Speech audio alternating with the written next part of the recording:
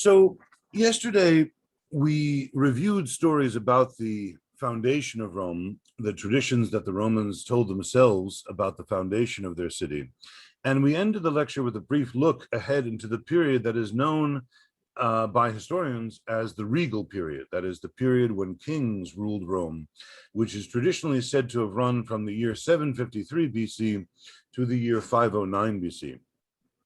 And it is on that period that I wish to focus our attention, at least at the start of today's lecture. First of all, we'll review the traditions that the Romans told themselves about the 7 kings that were supposed to have ruled in this period.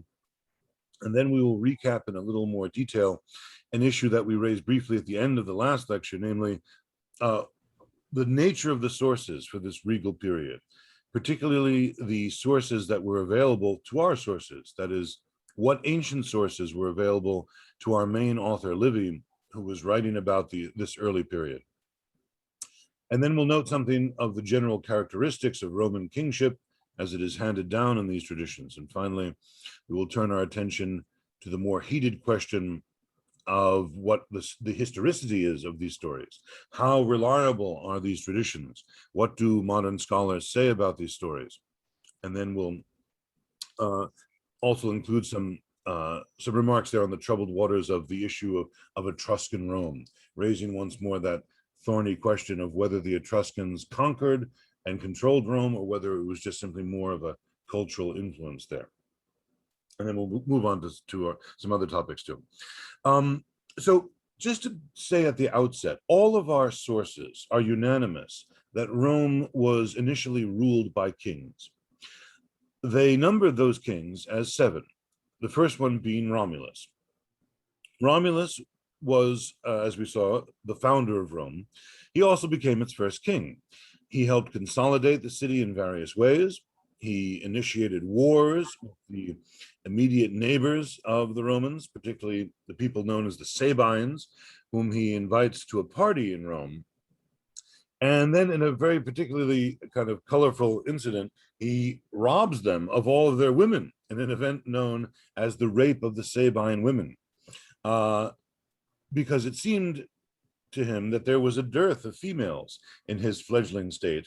And Romulus figured that this was a good way to solve the problem. In fact, let's take a look at the account of this story that is given to us by the Roman poet Ovid. He says, "It was you, O Romulus, who first mingled the cares of love with public games, that far-off day when the rape of the Sabine women gave wives to your warriors who had waited for them so long. No curtains then hung in the marble theater, nor was the stage made red with liquid saffron. In those days, branches from the woods of the Palatine were the only adornment of our simple stage. The people sat on seats of turf, their heads canopied with boughs. As soon as he had sat him down, each Roman looked about, marking the woman whom he most desired, giving free play to the thoughts that surged within him, whilst to the sound of a rustic pipe, an actor strikes his foot 3 times upon the leveled earth, amid the unforced applause of the expectant throng. For in those days, applause was neither bought nor sold." See, Ovid is writing many, around the beginning of the first millennium. So, many hundreds of years after the event is supposed to have taken place. Romulus signed to his men to seize upon their prey. In a trice, with shouts that made their object clear, they laid their eager hands upon the cowering women.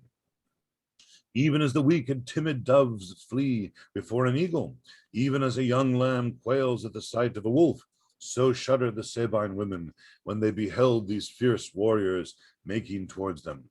Everyone turned pale. Terror spread throughout the throng, but it showed itself in different ways. Some tore their hair, some swooned away, some wept in silence, some called vainly for their mothers, some sobbed aloud, others seemed stupefied with fear, some stood transfixed, others tried to flee. Nevertheless, the Romans carry off the women. If one shows herself too rebellious and refuses to follow her ravisher, he picks her up and embracing her lovingly exclaims, "Why with tears do you thus dim the lovely radiance of your eyes? What your father is to your mother, that will I be to you. So some real patriarchal oppression there. And this rather impetuous act caused war with the Sabines, as you could imagine. But then eventually peace, because a peace treaty was reached between Romulus and the king of the Sabines. The story goes, and again, this is told to us by Livy, that when the Sabines came to make war upon the Romans to get their daughters back, this had been after a month or so, a couple of months, and the Romans and the Sabine young girls had by that point kind of bonded and kind of fallen in love with each other. And so when the Romans and the Sabines began to make war with one another, the young girls ran out and pleaded with their fathers and their brothers not to make war against them, because, as Livy very colorfully puts it, no matter who wins, we will either become now either orphans or widows. And apparently this wins the day. The Sabines then strike, as I said, a peace treaty with the Romans, and they become incorporated into the Roman ethnic body.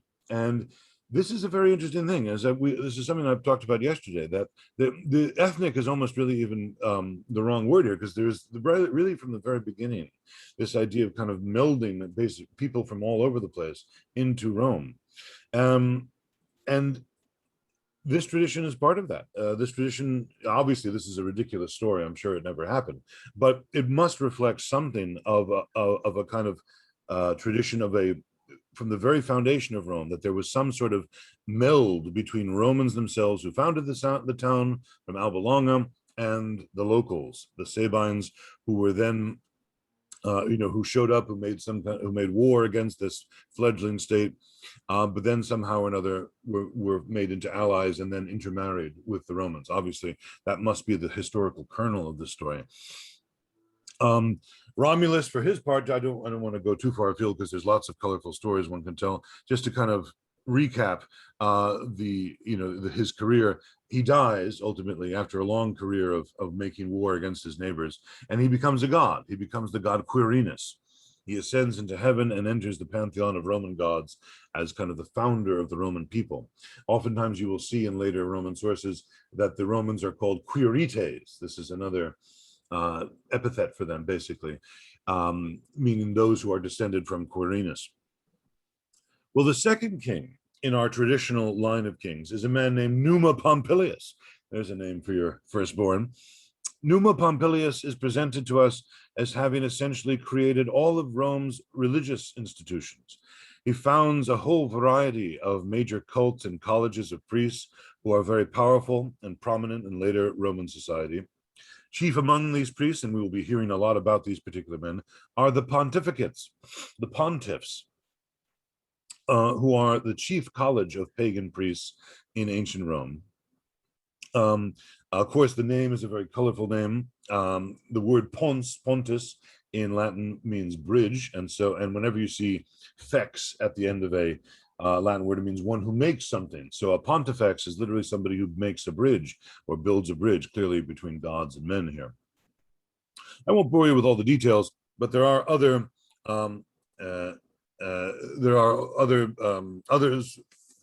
colleges of priests that he founds. Maybe we can just read a little bit of that from Livy right now. He then turned his attention to the appointment of priests, although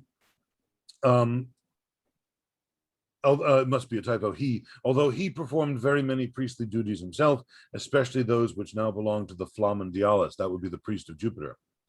But inasmuch as he thought that in a warlike nation, there would be more kings like Romulus than like Numa himself, and that they would take the field in person, he did not wish the sacrificial duties of the kingly office to be neglected. And so he appointed a Flamen, that is a priest for Jupiter, as his perpetual priest, and provided him with a conspicuous dress and the royal curial chair. Remember, we looked at that chair, that Etruscan origin chair yesterday, kind of something like a throne. To him, he added two other Flamens, one for Mars, the other for Quirinus. In like manner, he designated virgins for Vesta's service, a priesthood that derived from Alba, and so was not unsuited to the founder's stock, that they might be perpetual priestesses of the temple. He assigned them a stipend from the public treasury, and by the rule of virginity and other observances, invested them with awe and sanctity. He likewise chose 12 Salii for Mars Gradivus, and granted them the distinction of wearing the embroidered tunic, and over it a bronze breastplate, and of bearing the divine shields, which men called Ankylia, while they proceeded through the city, chanting their hymns to the triple beat of their solemn dance. He next chose as pontifex Numa Marcius, son of Marcius, one of the senators, and to him he entrusted written directions, full and accurate, for performing the rites of worship, with what victims, on what days, in what temples sacrifices should be offered, and from what sources money was to be dispersed to pay their costs. All other public and private sacrifices he likewise made subject to the decrees of the pontifex, that there might be someone to whom the commons could come for advice, lest any confusion should arise in the religious law through the neglect of ancestral rites and the adoption of strange ones. And not merely ceremonies relating to the gods above, but also proper funeral observances and the propitiation of the spirits of the dead were to be taught by the pontifex as well. And also what prodigies manifested by lightning or other visible sign were to be taken in hand and averted. With the purpose of eliciting this knowledge from the minds of the gods, Numa dedicated an altar on the Aventine, that is one of the hills of Rome, to Jupiter Elicius, and consulted the god by augury, that he might learn what portents were to be regarded. Okay, so you get the idea. Numa Pompilius establishes lots of various different religious colleges of priests, and you can get that's a very good sampling of the different aspects of Roman religion there, that processions, public processions, and public sacrifices are really so essential, really, to the whole pagan worship. Likewise, prodigies and portents, omens, the gods were constantly felt to be giving signs to mortal men, but you had to be able to read them right. Well, following the religious zeal of Numa Pompilius comes the next king in the regal period, known as Tullius Hostilius, the aggressive Tullus. He lives up to his name because he goes around bashing up on Rome's neighbors in no short order. He destroys the town of Alba Longa, which you remember is the mother city of the Romans, because Romulus had come from Alba Longa. Now the new state of Rome goes out and destroys its own metropolis, its own mother city, in its expansion throughout the plain of Latium. Lots of other Latin neighbors of the Romans suffer under the aggressive policies of Tullus Hostilius in this tradition, and he helps expand Rome's borders, beginning the long process of the conquest of the Latins. Now, I'll just read you a little story that is just because it's so famous. What you see in front of you is the painting by Jean-Louis David, the famous painter for Napoleon. If you're familiar with that painting with Napoleon sticking his hand into his jacket, or Napoleon on a horse and on its going up on its hind legs, he did those paintings as well. The Death of Socrates, it's the same person, but he also did these scenes from Roman history. And this one that you see in front of you is called the Oath of the Horatii. Okay, and the Horatii are these three brothers that are three of them giving that salute that you see in front of you. And this is the story. It chanced that there were so I'll just tell you, the Romans are fighting with the people from Alba Longa. This is before the town gets razed to the ground, and the two sides are about to wage war with one another, when it chanced that there were in each of these armies, that is on the Alba Longa side and the Roman side, triplet brothers, not ill-matched either in age or in physical prowess. Okay, so two sets of triplets. That they were Horatii and Curiatii is generally allowed, and scarcely any other tradition, ancient tradition, is better known. Yet in spite of the celebrity of the affair, an uncertainty persists in regard to the names, to which, that is, the Horatii belonged, and to which the Curiatii. The writers of history are divided still. Still, the majority, I find, call the Roman brothers the Horatii, and theirs is the opinion I incline to adopt. To these young men, the kings of Rome and Alba Longa, respectively, proposed a combat in which each should fight for his own city, the dominion to belong with that side where the victory should rest. No objection was raised, and time and place were agreed on. Before proceeding with the battle, a treaty was made between the Romans and the Albans, providing that the nation whose citizens should triumph in this contest should hold undisputed sway over the other nation. When the treaty had been established, the brothers armed themselves in accordance with the agreement. That's that picture that we just looked at. On either side, the soldiers urged on their champions. They reminded them that their fathers' gods, their native land, their parents, and all their countrymen, whether at home or with the army, had their eye only on their swords and their right hands. Eager for the combat, as well owing to their native spirit as to the shouts of encouragement which filled their ears, the brothers advanced into the space between the two lines of battle. The two armies were drawn up, each in front of its own camp, no longer in any immediate danger, but their concern as great as ever. And no wonder, since empire was staked on those few men's valor and good fortune. Alert, therefore, and in suspense, they concentrated their attention upon this unpleasing spectacle. The signal was given, and with drawn steel, like advancing battle lines, the 6 young men rushed to the charge, breathing the courage of great armies. Neither side thought of its own danger, but of the nation's sovereignty or servitude, and how, from that day forward, their country must experience the fortune they should themselves create. The instant they encountered, there was a clash of shields and a flash of glittering blades, while a deep shudder ran through the onlookers, who, as long as neither side had the advantage, remained powerless to speak or breathe. Then, in the hand-to-hand fight which followed, wherein were soon exhibited to men's eyes not only struggling bodies and the play of the sword and shield, but also bloody wounds. 2 of the Romans fell, fatally wounded, one upon the other, while all 3 of the Albans were wounded. At the fall of the Romans, a shout of joy burst from the Alban army, while the Roman levies now bade farewell to all their hopes, but not to their anxiety, for they were horror-stricken at the plight of the single warrior whom the 3 Curiatii had surrounded. He happened to have got no hurt, and though no match for his enemies together, was ready to fight them one at a time. So, to divide their attack, he fled, thinking that each of them would pursue him with what speed his wounds permitted. He had already run some little distance from the spot where they had fought, when, looking back, he saw that they were following at wide intervals and that one of them had nearly overtaken him. Facing about, he ran swiftly up to his man, and while the Alban host were calling out to the Curiatii to help their brother, Horatius had already slain him, and was hastening, flushed with victory, to meet his second antagonist. Then, with a cheer, such as is often drawn from partisans by a sudden turn in a contest, the Romans encouraged their champion, and he pressed on to the end of the battle. And so, before the 3rd Curiatius could come up, and he was not far off, Horatius dispatched the 2nd.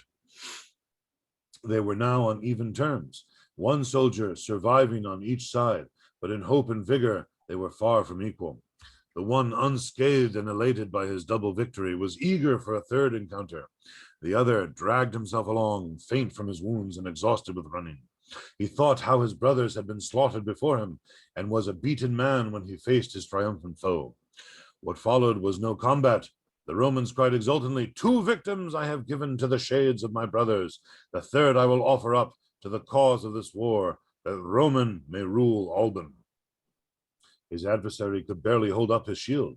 With a downward thrust, Horatius buried his sword in the Alban's throat and despoiled him where he lay, meaning he stripped his armor from him. The Romans welcomed their hero with jubilations and thanksgivings, and their joy was all the greater that they had come near despairing.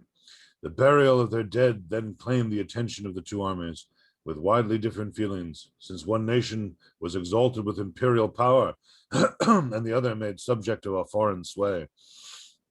The graves may still be seen where each soldier fell.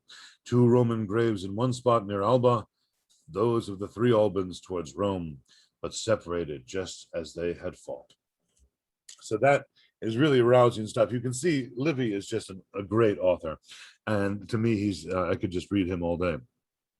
We will restrain ourselves, though, because there are many great stories, but we have to be, get the full picture here. moving on to the fourth king of ancient Rome, Ancus Marcius. Ancus Marcius is presented in the wake of the actions of Tullus Hostilius as more of a consolidator. He founds colonies, specifically and most importantly, the colony at Ostia, at the mouth of the Tiber on the sea, which was to become Rome's chief port, and you can still go and visit it to this day, Ostia Antiqua. It's a remarkably well-preserved city just outside of Rome. It's where the modern-day Romans go to the beach. But if you're interested in classics, it's a very interesting place to go. Rome itself is not on the sea; it is on the Tiber River inland, and Ostia is, a good couple of miles down the road, right on the sea. So Ancus Marcius is supposed to have founded that colony, which would become very important in later Roman history. And there are other places that he founds as well. He basically goes around building on the achievements of Tullus Hostilius. For instance, he bridges the Tiber. This is the ruins. They don't go back, of course, to ancient times, but they do. Well, I'm sorry. The ruins of the bridge here do go back to ancient times, not to the very earliest kings, of course, but nevertheless, what you see here is the Sublician Bridge is one of these are the ruins that do go back very, very far. And Ancus Marcius supposedly was the first one to build it. This is the sort of thing that Ancus Marcius does. Now, these first four kings are often called the Latin kings, Latin or Sabine kings. They all seem to have derived from the native community of what is now the Romans and Sabine partners combined. And they are to be distinguished from the last three kings of Rome, or at least two of those last three kings, who are of a different origin. You see, two of these last kings are known as Tarquinius. There is Tarquinius Priscus, who is the fifth king, and Tarquinius Superbus, who is the seventh and final king. Between them is a man named Servius Tullius, who is not of the same ethnic origin as Tarquinius Priscus and Superbus. And why do I talk about this? Why do I mention Tarquinius? Because Tarquinius means the man from Tarquinii, which is an Etruscan town. And the tradition about Tarquinius Priscus is that he was originally named Lucamo, an Etruscan name, a man from Tarquinii who moved to Rome and established himself and his family as a prominent force in Rome and eventually became king there. In other words, Tarquinius Priscus is an Etruscan. These three kings are oftentimes called the Etruscan kings, or at least they are the kings that ruled during the period of Etruscan control in Rome. And this is these names are some of the chief evidence for those who believe in the Etruscan period of Roman history.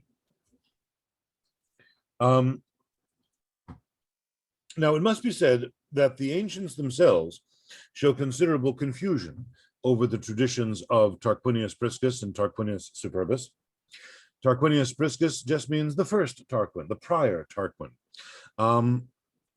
Tarquinius Superbus means Tarquin the arrogant Tarquin, and more about him in a moment. They both show quite a bit of confusion, or rather, they both have quite a bit of confusion around them.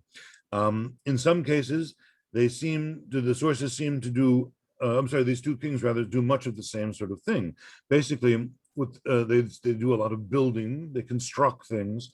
Tarquinius Priscus starts building a massive temple to Jupiter on the Capitoline Hill, which will become the national temple for the national god of the Roman, Jupiter Optimus Maximus, Jupiter the best and greatest. He is the one who, Tarquinius Priscus, that is the one who starts this project of this big temple for the national god of the Romans. He also initiated a variety of other building programs. We hear, for instance, from Livy that the people grumbled at this because they were forced to labor in peacetime as hard as they labored in wartime.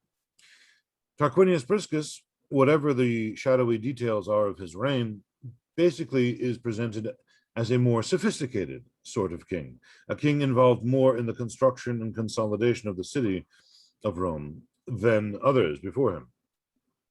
And he is followed by a man named Servius Tullius, a man of obscure origin.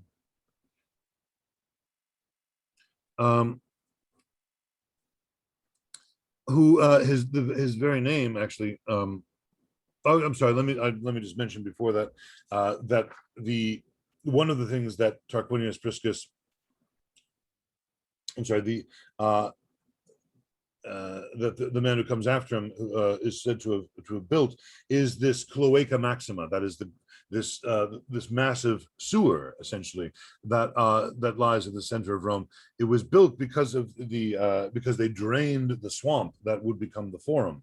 And in fact, if you were to go there now, what you see here, it goes back to ancient times, not all the way again to the Regal period, but probably to about the 4th century BC. So really remarkable thing that something built in the 4th century can still be used, and indeed it's still functional. You can even actually take a tour of it if you'd like. It's basically it's just fresh water that's run off from the Tiber, so it's not actually sewage, so it's not unpleasant to walk around in there. But the point though is that Servius Tullius in the Roman tradition that Livy follows is supposedly the son of a slave woman who becomes king following Tarquinius Priscus. And he is presented to us as a social and military reformer, basically coming from him, Servius Tullius, come all of Rome's social and military institutions. They all are attributed to him, invented in the space of some 40 years by one guy. And I think you could just even tell by the way I'm sort of dismissively saying that, you're beginning to get a sense of how these traditions operate. We'll analyze them more in a moment. But I just want to put give you the idea of what he was doing. Well, Servius Tullius dies a bad death in a coup d'etat and is replaced by Tarquinius Superbus, who is the son of Tarquinius Priscus and who has been waiting in the wings for many, many years. He takes over the throne, and as his name implies, Tarquinius the Arrogant, he behaves like a tyrant. He increases the toil placed upon the Romans by building bigger and more grandiose projects, and behaves in an arrogant fashion. He arbitrarily issues judgments against people. He executes senators who are in disagreement. Basically, he behaves as any tyrant in the classical tradition behaves, typical. As a result of his behavior and the behavior of his son, who we will talk about a little later on today, he is ousted and thrown out of Rome. And as a result, the regal period comes to an end and is replaced with the Republic, which we are going to analyze more fully later on. But there you have your 7 kings, okay? And it is worth asking, how do we know any of this? And how did the Romans know any of it? Well, as I say, our chief source is Livy, and he had available to him earlier writers who are not available to us. And I must stress, all of the earlier writers that he had available to him were far later than the regal period itself. Okay, so there were no extant literary sources available to Livy that were contemporary with the regal period. Okay, so that's an important point to make. Already, even the sources available to Livy were from a much later time and therefore susceptible to legendizing. What else did he use? Well, he would have used the established legends, the communal lore and stories of the Romans themselves, what the Romans told about their regal and monarchical past, general communal legends. There would have been some archiving and epigraphic material as well. We know that the pontifices, the pontiffs of Rome, kept annales, that is, records, yearly records of signs, omens, and prodigies from the gods. This is essentially the kernel of Roman history. Every year they would say, they would write down, in this year there was a comet, or in this year there was such and such. And these were kept in the pontifical archive and appeared to have attached to them notices of major historical events of even of a non-religious character. So in the year so-and-so that these signs happened, also there was this war that we waged with such and such people, or there was a drought, or there was, a famine or whatever.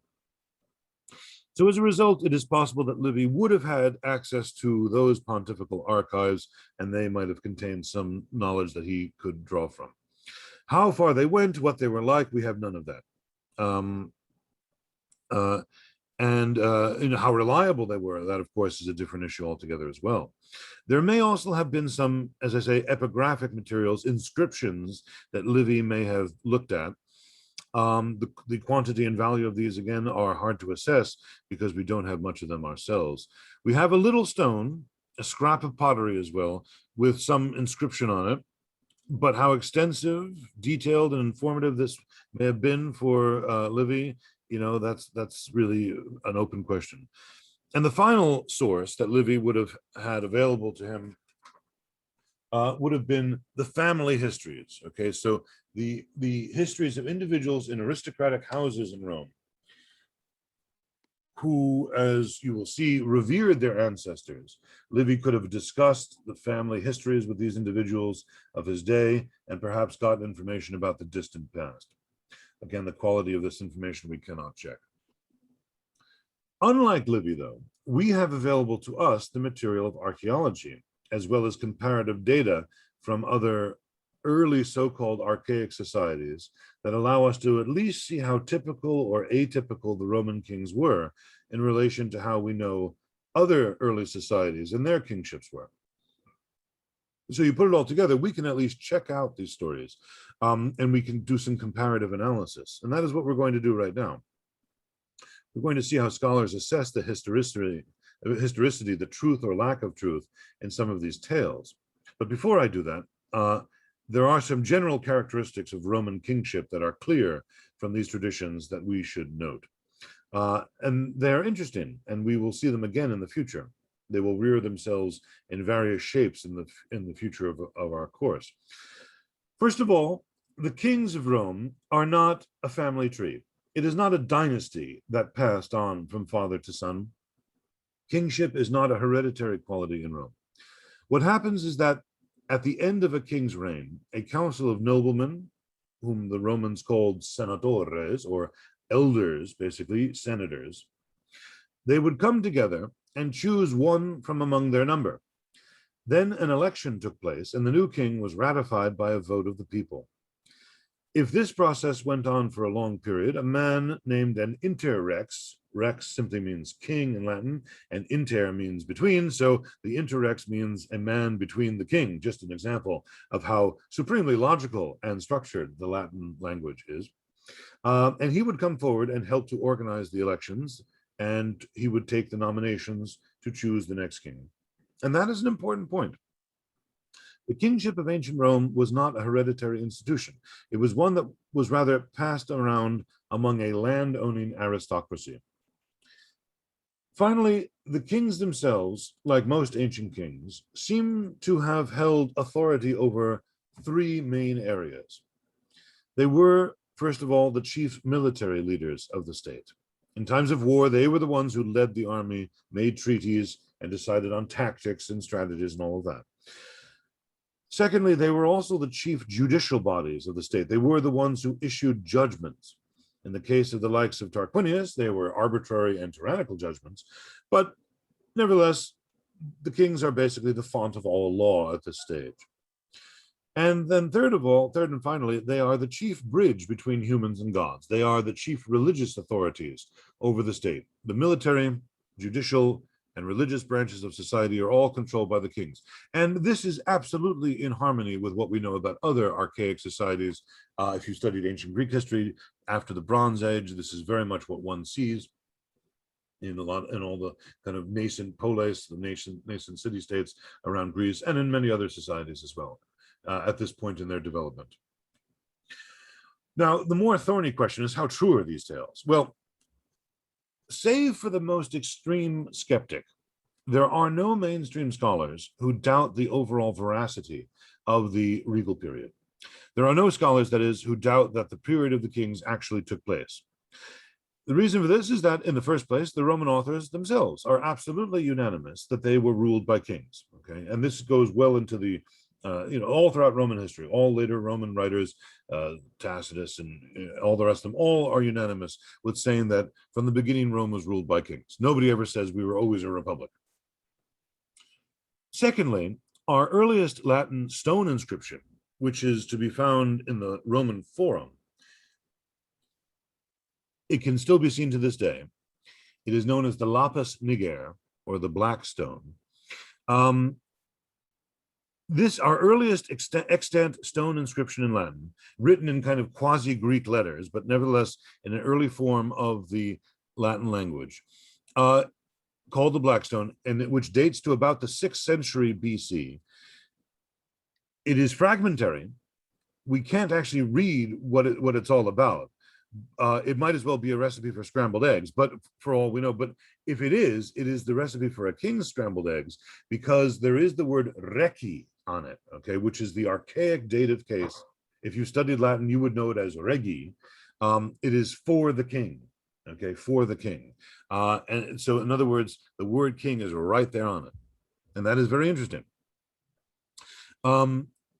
And secondly, an even more dramatic epigraphic piece of evidence became unearthed when excavations took place in the area known as the Regia in the Roman Forum. And the word Regia, you can hear it right there, means king's house. This was traditionally the place where the king lived. Excavations took place there in the 20th century, and they dug down and found very early buildings going back as far as the 6th century BC again. And amongst the finds was a scrap of pottery. The pottery is called bucaro, a type of Etruscan pottery, and written on that pottery is, again, likewise, the word for king, rex. Okay, this is extremely dramatic evidence found inside what was traditionally known as the king's house, written on an Etruscan piece of pottery in the 6th century, the word king. So obviously Rome was initially ruled by kings. Now, as I say, comparative data with other sources would seem to suggest that this model of kingship, as it has come down to us in the traditions from ancient Rome, is not something that in and of itself, we would question. As I mentioned the Greeks earlier, from the Greeks and also from the Etruscans, we do see other early contemporary societies at this time ruled by kings, which then move away from kingship into a form of oligarchy, some kind of aristocratic small group of landowning families running the show, just as the Roman state was to do at the end of the regal period. Broadly speaking, then, most scholars would be agreed that when you put it all together, it is not unproblematic evidence. A lot of it can be questioned and argued over, but what else is new? That's what people do in this field. Some would argue maybe that the rex of the inscriptions is not actually a king, as we would understand the term, but was a man that we know about later in the better documented historical period, known as a rex sacrorum, the king of sacred rights, whom we know existed in the post-regal period of the Republic, who was basically kind of like a religious figure, not a political ruler.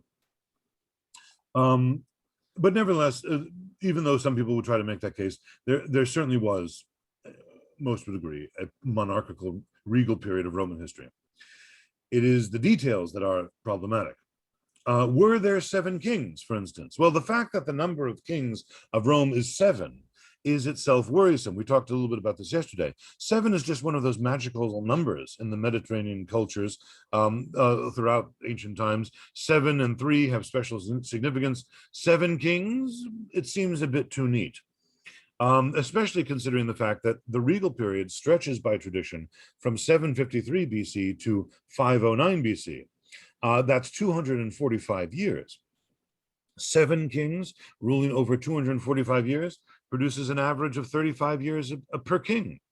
And that is much longer than the average reign for any historically documented dynasty anywhere, okay?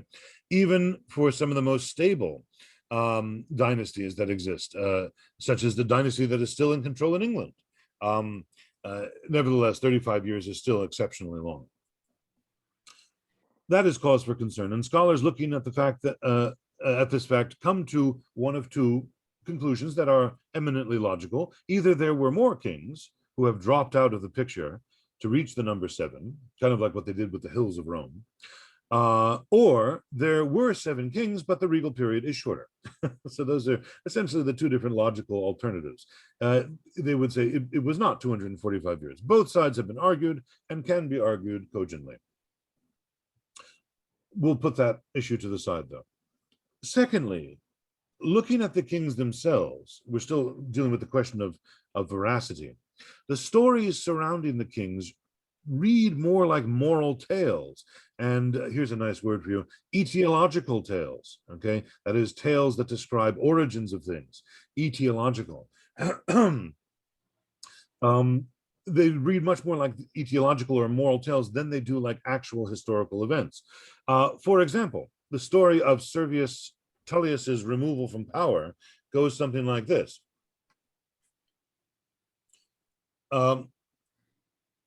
Servius Tullius had a rather evil daughter, Tullia by name, who began an adulterous affair with the son of Tarquinius Priscus, that is Tarquin the Younger, who was later to become Tarquin the Arrogant.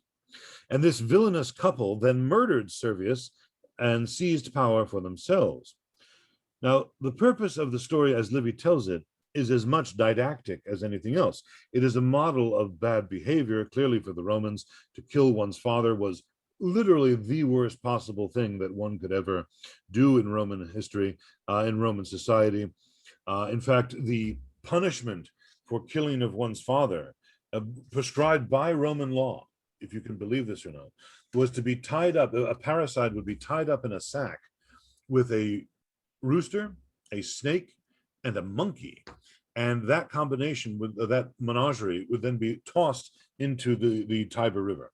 Okay, it is. In fact, we have multiple references to the sack as the punishment for parricide. The first legal speech of Cicero, for instance, in the 1st century BC, pro Roscio Amarino, in defense of Roscius of Amarina, he was charged with the crime of parricide, and there are references to the sack there. Now, anyway, the point though here is that Tullia is a model for bad behavior for the Romans. She is a paradigm of exactly what a daughter should not be like. Tullia is a person so thoroughly evil, she carries out appalling and atrocious acts in the Romans' eyes. She cheats on her husband, disrespects the family. She even murders her own father. And in fact, she so disrespects him, actually, as you can see in this picture here, that when she has murdered him, she actually runs over his body. You can see the king there underneath the horses. She runs over his body in a chariot as it is lying on the street. But then, this is now the punchline of the whole thing. Livy then says, and this happens to be the same street that today is called Criminal Street in Rome as a result of this act. So in other words, it's an etiological tale. He's trying to explain. It's kind of like, you know, the old myth of Persephone and Demeter. I'm sure we're all familiar with the story that, you know, Demeter, Mother Nature, and her daughter Persephone, when Persephone was out collecting flowers, the god Hades captured her and brought her down to the underworld and forced her to eat a pomegranate seed, which meant that she could never leave there permanently. She could leave temporarily. And so for 2/3 of the year, she is above ground, and 1/3 of the year, she is below ground. And of course, this is the reason why things grow, because Mother Nature, the mother of Persephone, is happy during the spring and the summertime, but sad during the fall and the wintertime, and nothing grows. So that is clearly an etiological tale for the origin of the seasons. The same kind of thing we have here. So what we seem to have in the stories about the kings are really moral tales, nice stories, clearly wonderfully written stories that offer up examples of honorable and dishonorable behavior, and as well help explain the origin of things. I mentioned the issue of the street, but if we look at the broader functions of the kings themselves, there is cause for concern here. All the kings have singular specific agendas. Tullus Hostilius, the aggressive Tullius, he goes around and beats up on Rome's Latin neighbors. All right, he's the hostile Tullus. Numa Pompilius is the guy who invents all of Rome's religious institutions, establishing all of the colleges of priests and most of the main cults of ancient Rome. Servius Tullius constructs Rome's social and military institutions. So in some ways, the kings appear to be like pegs. They appear to be pegs on which later Romans could hang the origins of things. Well, where did we get this strange priesthood called Salius from? Oh, that's Numa Pompilius, the religious king. He made that. He invented that. How is it that we have a system of centuries in our army, organized by 100? Oh, Servius Tullus did that. He was the social and military reformer king. That must be where that came from. You see how this all works. The kings are sort of like pigeonholes into which later Romans could put the origins and aspects of later Roman history and society. Even the names themselves of the kings are suspicious. Numa Pompilius, well, Pompilius seems to be related to the Latin word pompa, which means a religious procession. In fact, even in English, when we say somebody is pompous, it means that they are acting like they're on ceremony, like they're kind of, that they're taking, like, they're like a royal figure walking around in some procession. And when you graduate, you hear the song Pomp and Circumstance. And what that means is to process in, the da da da da da da. That song, Pomp and Circumstance, means to process in the pompa, and then to stand around, circumstare, circumstance. That's where that comes from. So his name, he's the religious procession guy. So let's name him Numa Pompilius from Pompa. Likewise, we have Tullus Hostilius, the hostile Tullus, the aggressive warmonger. We have Tarquinius Priscus, the first Tarquin, which seems to assume that there will be a second Tarquin. As far as archaeological evidence goes, we do have bits and pieces of early Rome. The situation with regard to the archaeology of early Rome, though, is very difficult. Rome, as a city, as a place, literally has been occupied for so long, and has always continuously been occupied, that you can't just go and plow up all the later imperial and republican city and try to get back to the earliest levels of the city. Every time, even when the modern Italians try to build a new metro stop or something like that, it always takes like 30 years, because they start immediately, they hit some antiquities that then they have to call in the curators, call in the archaeologists, and take everything out, and it's a whole big deal. The only person who was capable of I don't want to say capable, the only person who didn't care about that sort of thing was Mussolini, who he said we were going to build this thing, and he would just kind of bulldoze over things. But nevertheless, the point, though, is that we do have archaeological evidence, as I mentioned before, the sewer. Oh, I'm sorry, something has happened. Hang on a second. We do have the Cloaca Maxima, but which can still be seen to this day, which you can actually go down in there and take a look. I'm sorry, there it is. Okay, Cloaca Maxima. And again, this was said to have been written. I'm sorry, said to have been created by Servius Tullius. But nevertheless, that's not really that doesn't help to confirm a whole lot of other stuff about him as a man. So there are signs that Rome in this early period, around 600 BC or so, thereabouts, there are indications that it is undergoing quite a lot of urban development, and the Cloaca Maxima would be part of that. This would be consistent with a monarchical type of rule, especially an Etruscan monarchical rule, because the Etruscans themselves were so heavily urbanized. And that actually is a nice segue into the question about the Etruscans. Naturally, those people who see an Etruscan period of Roman history are those who see a wider Etruscan dominance in central Italy at this time. According to this view, the Tarquinian dynasty, the two Tarquins, represent the takeover of Rome by the Etruscans. In other words, the foreign occupation of the city by the Etruscans. We do find Etruscan pottery in Rome. We also find Etruscan-style statuary in some of the earliest levels of Rome, made of clay in the Etruscan style. The Romans had a tradition themselves that the Etruscans came from Etruria, and then some of them became kings. And according to this model, there is clear evidence of the Etruscan period of Roman history.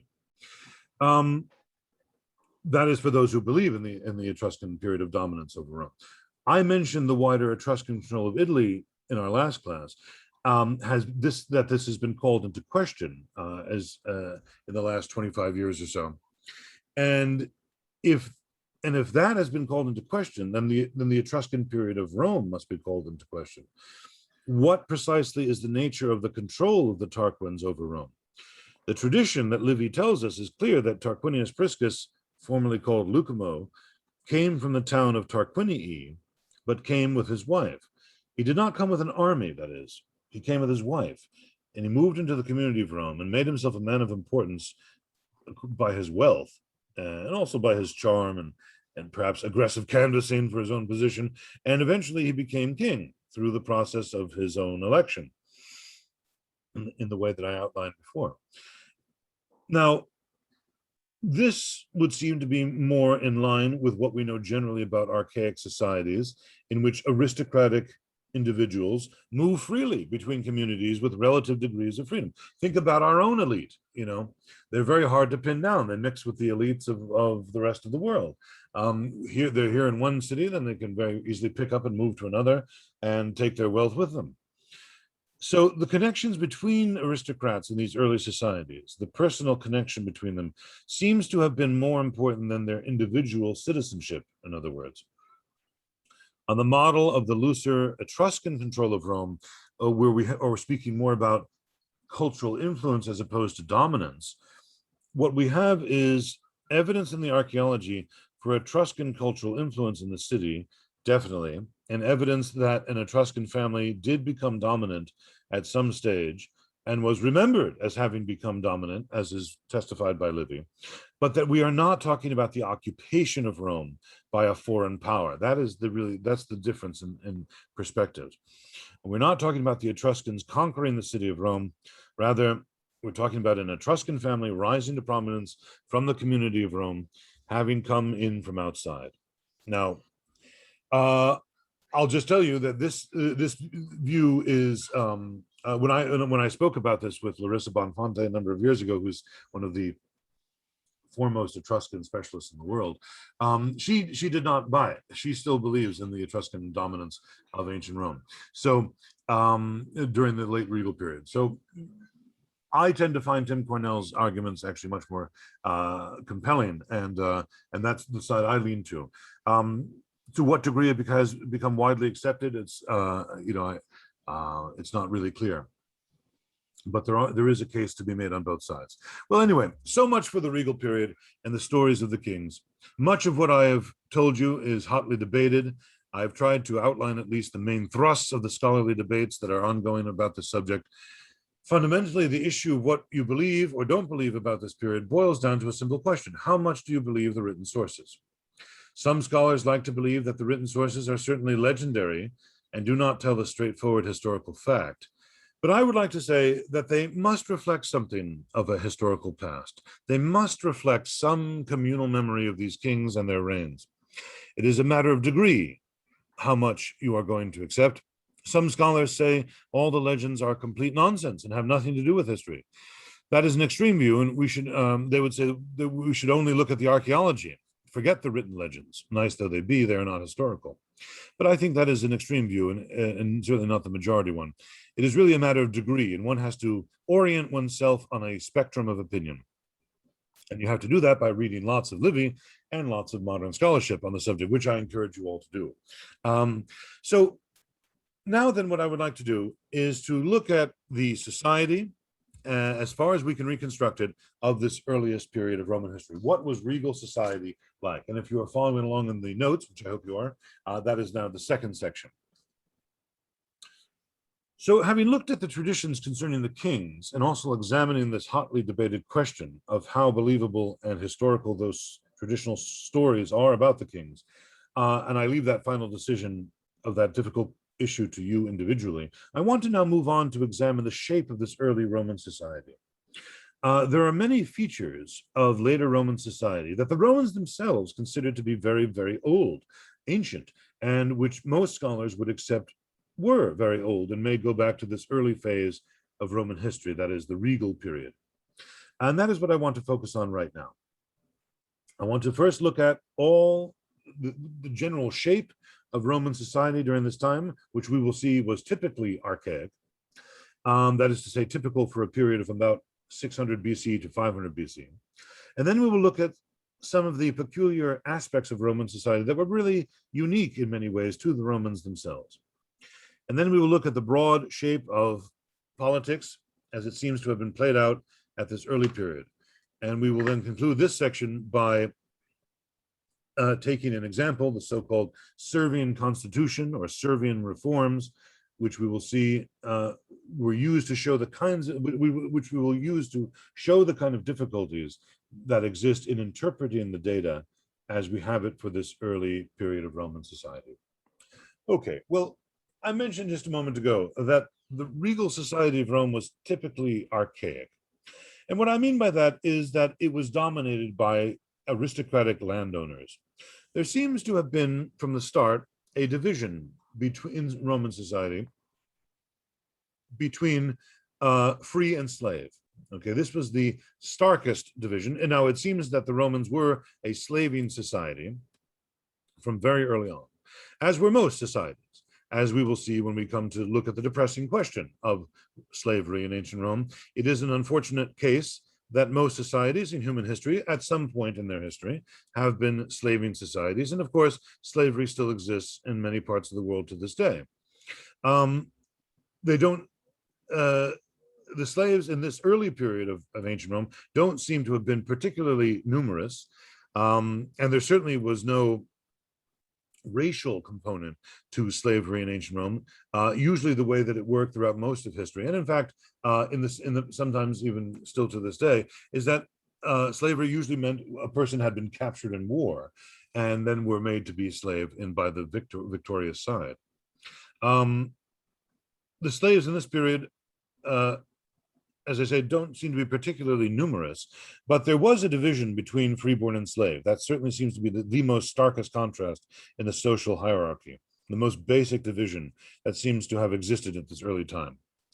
Within the freeborn population, however, there was a further distinction between citizen and non-citizen.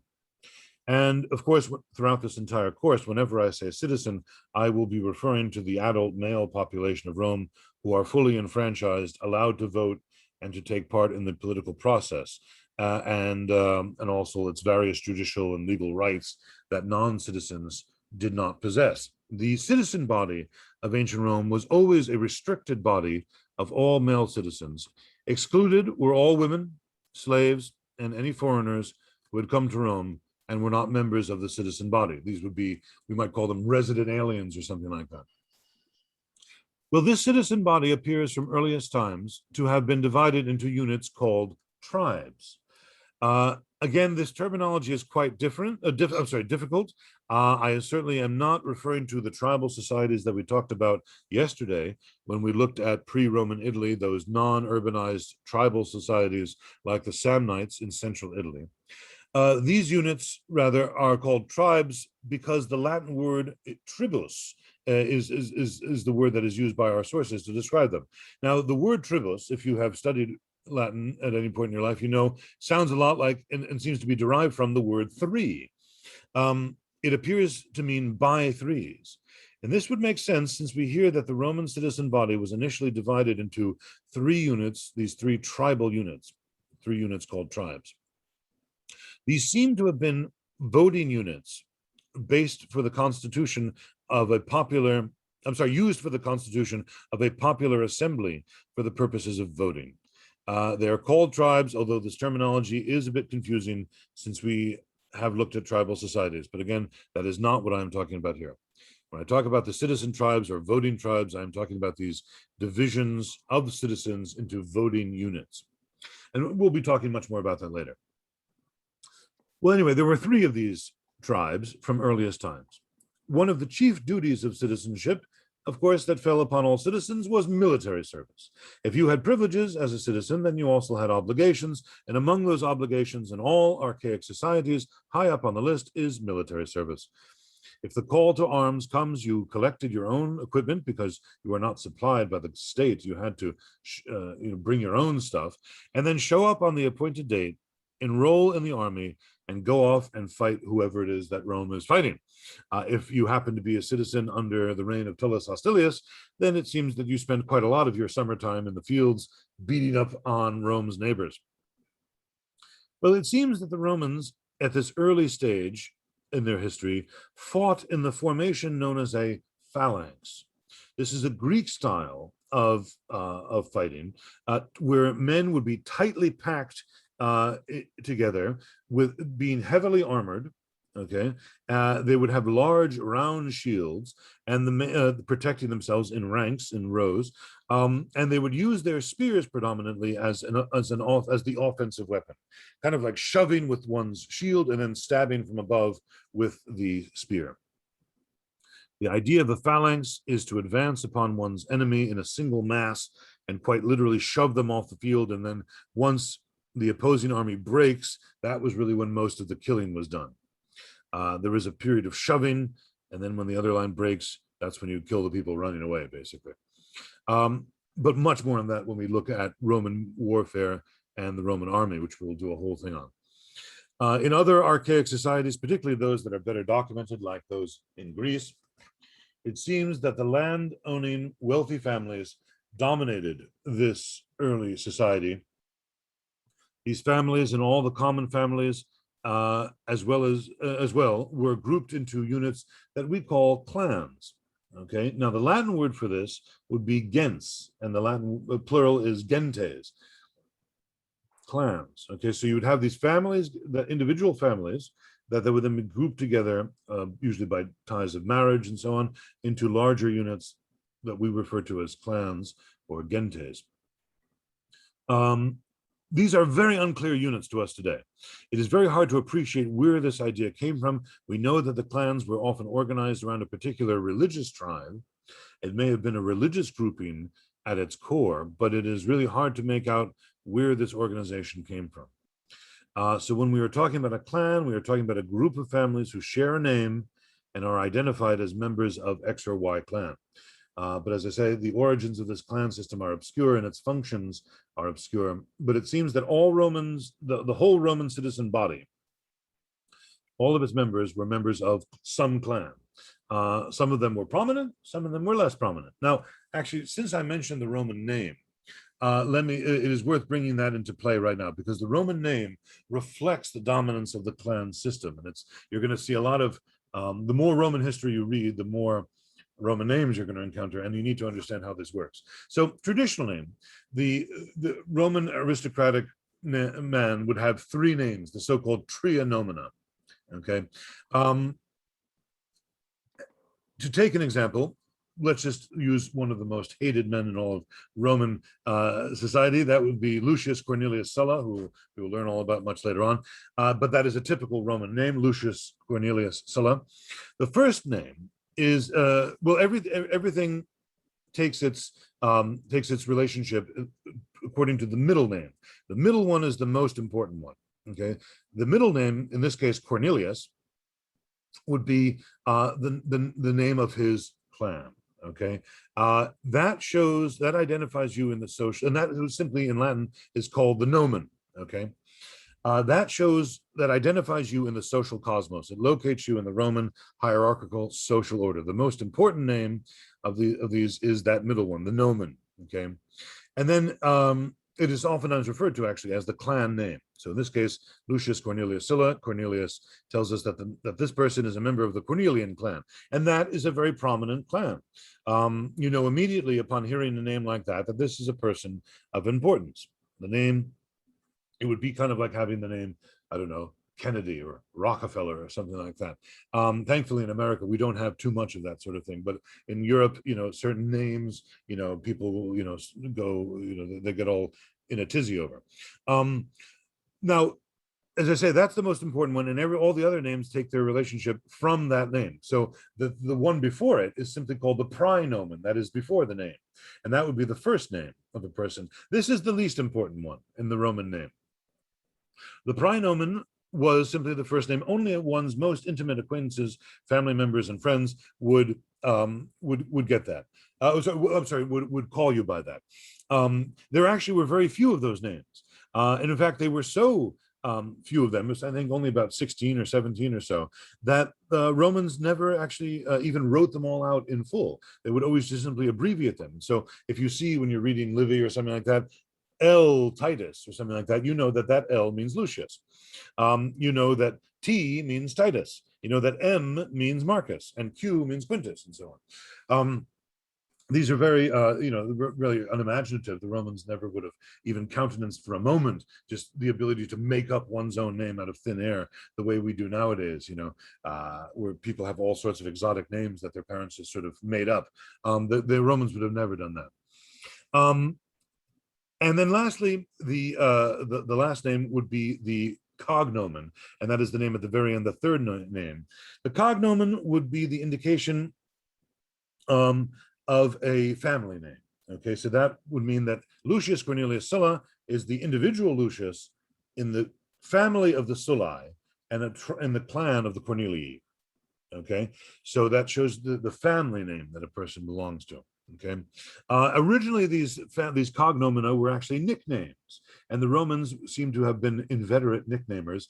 Particularly, they loved to make fun of people's physical appearance. So a lot of the famous cognomina of Roman history are actually like a very funny name. So, like for instance, the other consul during the year 60, the year 50, when Julius Caesar was consul, his other one was Marcus Calpurnius Bibulus.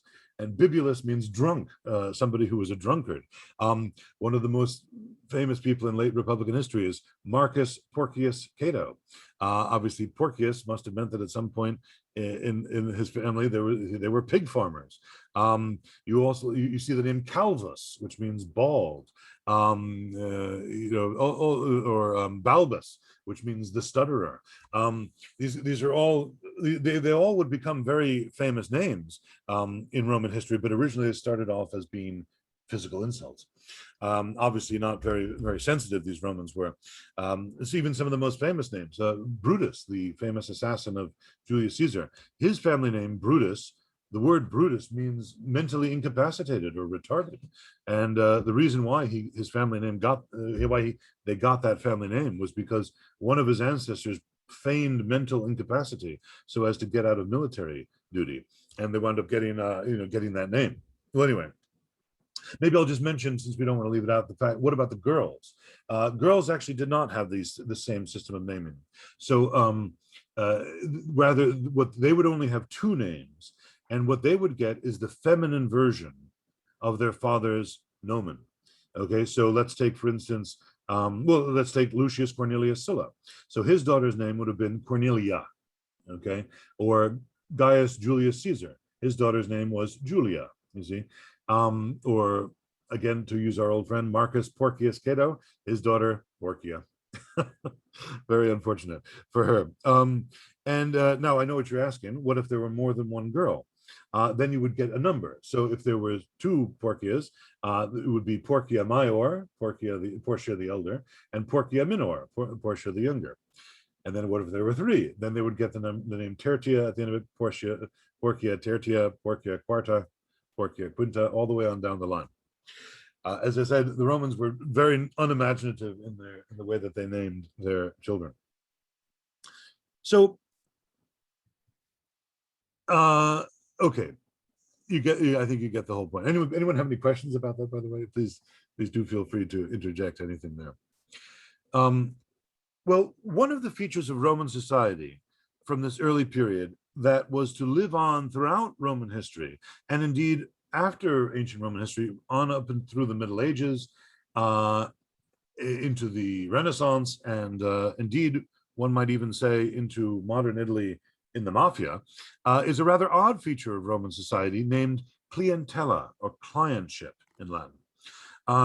Now, when I explain this to my students, I like to show an image from a modern movie, The Godfather, to explain how clientship works, because it's really the perfect analogy for it. Essentially, what clientship was in an ancient society like Rome, you don't have the modern systems of social help and banks and stuff like that that we used. If you need a new chariot loan or something like that, you can't just go to a bank and take it out. You have to attach yourself to a person who is more rich and powerful and ask them for a favor.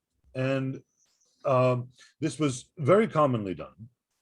In fact, it was so much part of society that there was a whole kind of system of mutual favor granting and attaching oneself to richer and more powerful people, that it became an extremely entrenched part of society. In fact, one would even say that it became kind of the standard way in which the Romans sort of viewed reality, all the way up from the way that they ran their empire to the way that they envisioned the gods running the universe.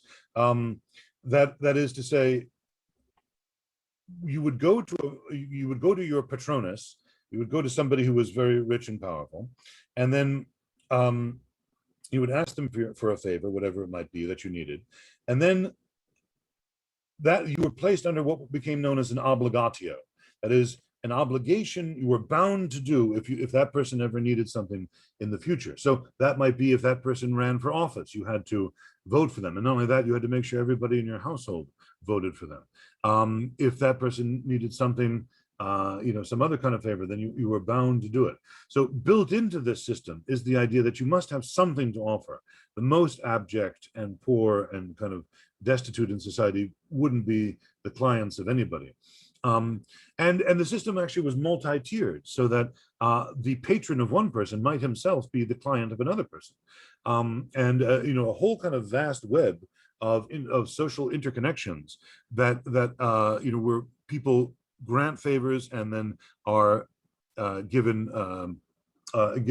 placed under obligations to help in the future. So let us, if you don't mind, indulge me, and we'll look at the opening scene of The Godfather. If you've never seen the movie, you really owe it to yourself to watch this movie at some point in your life. It's one of the greatest movies of all time. So let's just take a look and just think about everything I've said. You'll see that this is a perfect illustration of clientship.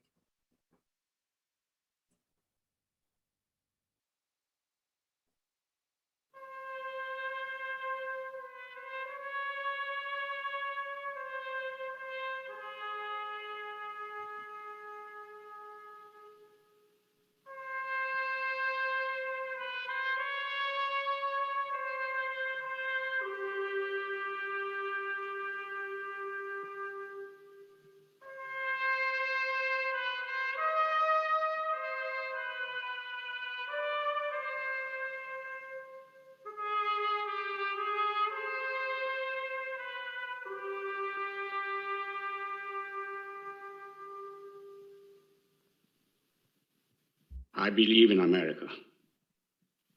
America has made my fortune, and I raised my daughter in the American fashion.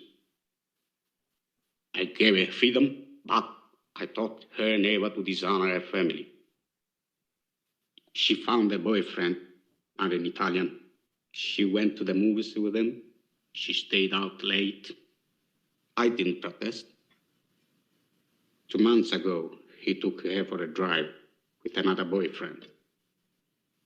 They made her drink whiskey, and then they tried to take advantage of her. She resisted. She kept her honor. So they beat her like an animal. When I went to the hospital, her nose was broken. Her jaw was shattered, held together by wire. She couldn't even weep because of the pain. But I wept. Why did I weep? She was the light of my life. Beautiful girl. Now she will never be beautiful again.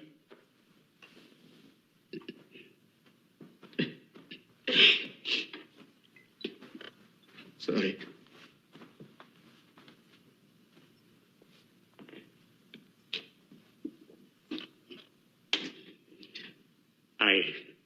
I went to the police like a good American. These 2 boys were brought to trial. The judge sentenced them to 3 years in prison and suspended the sentence. Suspended the sentence? They went free that very day. I stood in the courtroom like a fool. And those 2 bastards, they smiled at me. Then I said to my wife, for justice, we must go to Don Corleone.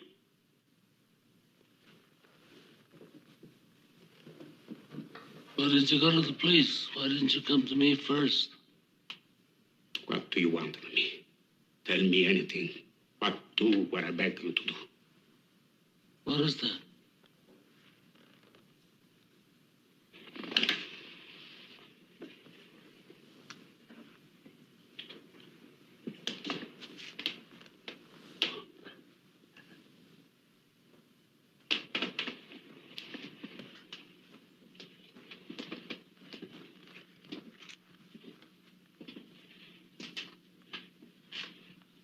That I cannot do. I'll give you anything you ask. We've known each other many years, but this is the first time you ever came to me for counsel, for help. I can't remember the last time that you invited me to your house for a cup of coffee. Even though my wife is godmother to your only child. But let's be frank, you never wanted my friendship. And you were afraid to be in my debt. I didn't want to get into trouble. I understand. You found paradise in America. You had a good trade, made a good living, police protected you, and there were courts of law. But you didn't need a friend like me. But now you come to me and you say, Don Corleone, give me justice. But you don't ask with respect. You don't offer friendship. You don't even think to call me Godfather. Instead, you come into my house on the day my daughter's to be married and you ask me to do murder for money. I ask you for justice. That is not justice. Your daughter is still alive. Let him suffer then, as she suffers. How much shall I pay you?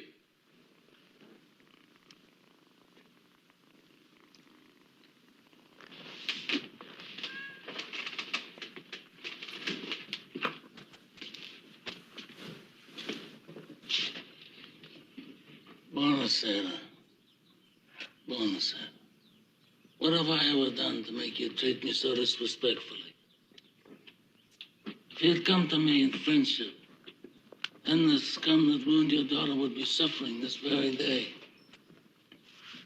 And if by chance an honest man like yourself should make enemies, then he would become my enemies.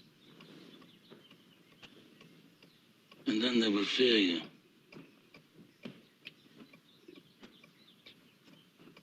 Be my friend?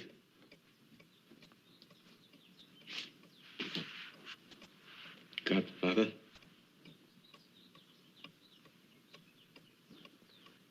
Good. Someday, and that day may never come, I'll call upon you to do a service for me. But until that day, accept this justice as a gift on my daughter's wedding day. Grazie, Godfather. Regal.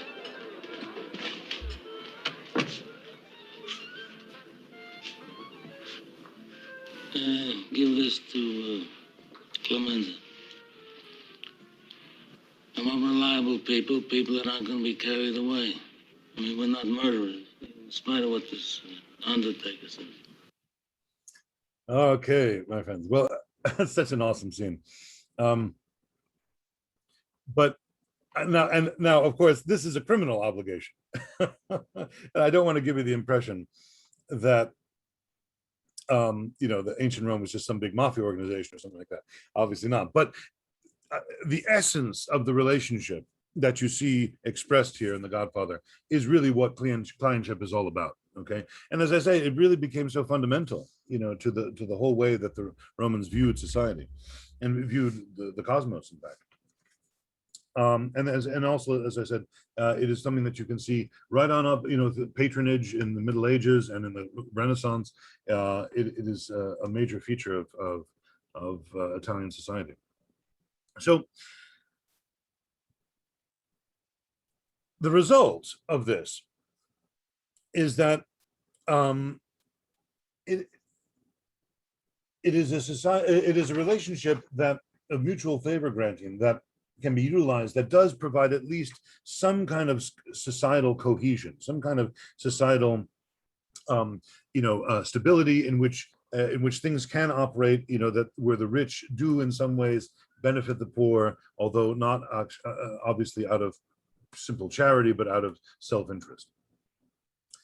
Another feature of Roman society from this early time, this regal society that appears to have gone back right to the very beginning, its earliest periods, is the organization of people into what the Romans called ordines, or orders. The word order obviously comes from the Latin word ordo in the singular, ordines in the plural, and it means rank, a status, a legal rank within society. By tradition, there were two orders in the very earliest periods of Roman history, those of the patricians and those of the plebeians. Most scholars are of the opinion that the plebeians didn't actually come into existence until, as an order, until later. We will look at the possible emergence of the plebeians at a later point. It does seem, though, that the patricians are very old indeed and may go back to the very earliest period, that is the regal period of Roman history. The patricians were a group of clans defined by birth. Obviously, the word itself meant that their fathers were part of the founding stock of Rome, kind of like the Mayflower stock or whatever. And of course, it was your patrician status was immediately identifiable with your nomen, with your name. So I mentioned before the Cornelii, that they were all patricians. And any member of the clan Cornelius was automatically a patrician. So were the Julii, for instance, the clan to which Julius Caesar belonged, or the clan of the Claudii.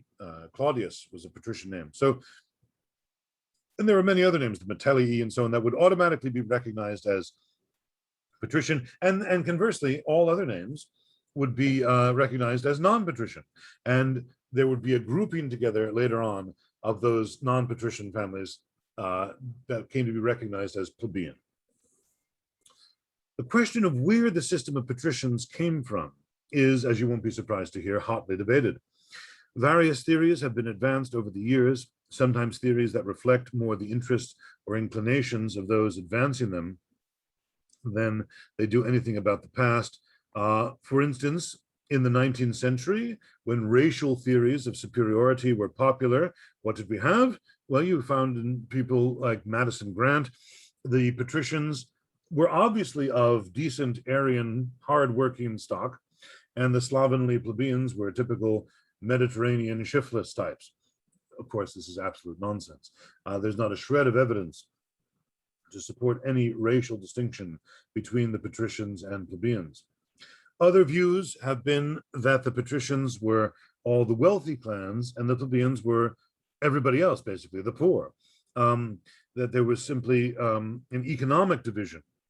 That seems to be overly simplistic, and the evidence for wealthy plebeian clans from early on in the history of the Republic does exist. Okay, so just because you were plebeian did not necessarily mean you were poor.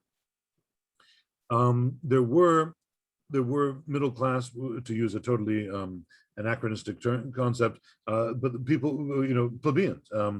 So if the plebeians were around before that time, the argument goes, it is a leap that they just suddenly became wealthy out of nowhere. The economic division between plebeians and patricians, therefore, seems to be a bit simplistic and naive. Whatever the case may be of the origin of these orders, it does seem that the patricians were around from the very earliest period. And I reiterate that the plebeians, who later are designated as everyone who is not a patrician, that is only a later designation. Their origins, whether or not they were around as early as the patricians, is a matter of considerable debate. It is not clear to us. Personally, I favor the view that the plebeians emerged slightly later, after the early Republic, and this we will look at when we examine tomorrow the so-called struggle of the orders between the plebeians and the patricians in the early and middle Republic. What we have then, if we just pause to look at the shape of early Roman society, before we examine the system of politics, is already a fairly hierarchical system of social order. This will be a mark of Roman society throughout its entire history. There is an almost religious sense of community where everybody is in it together. And yet, combined with that, paradoxically, is this idea of rigid hierarchical social distinctions. And this is a mark of Roman society throughout its entire history. It was originally a hierarchical social order where status determined everything. If you were a patrician, you had advantages over non-patricians. If you were a citizen, you had advantages over non-citizens. If you were a free person, you had advantages over slaves. So we are dealing with a social order that is rigidly hierarchical and was to become even more so, but which is somewhat offset by the system of clientship between people of influence.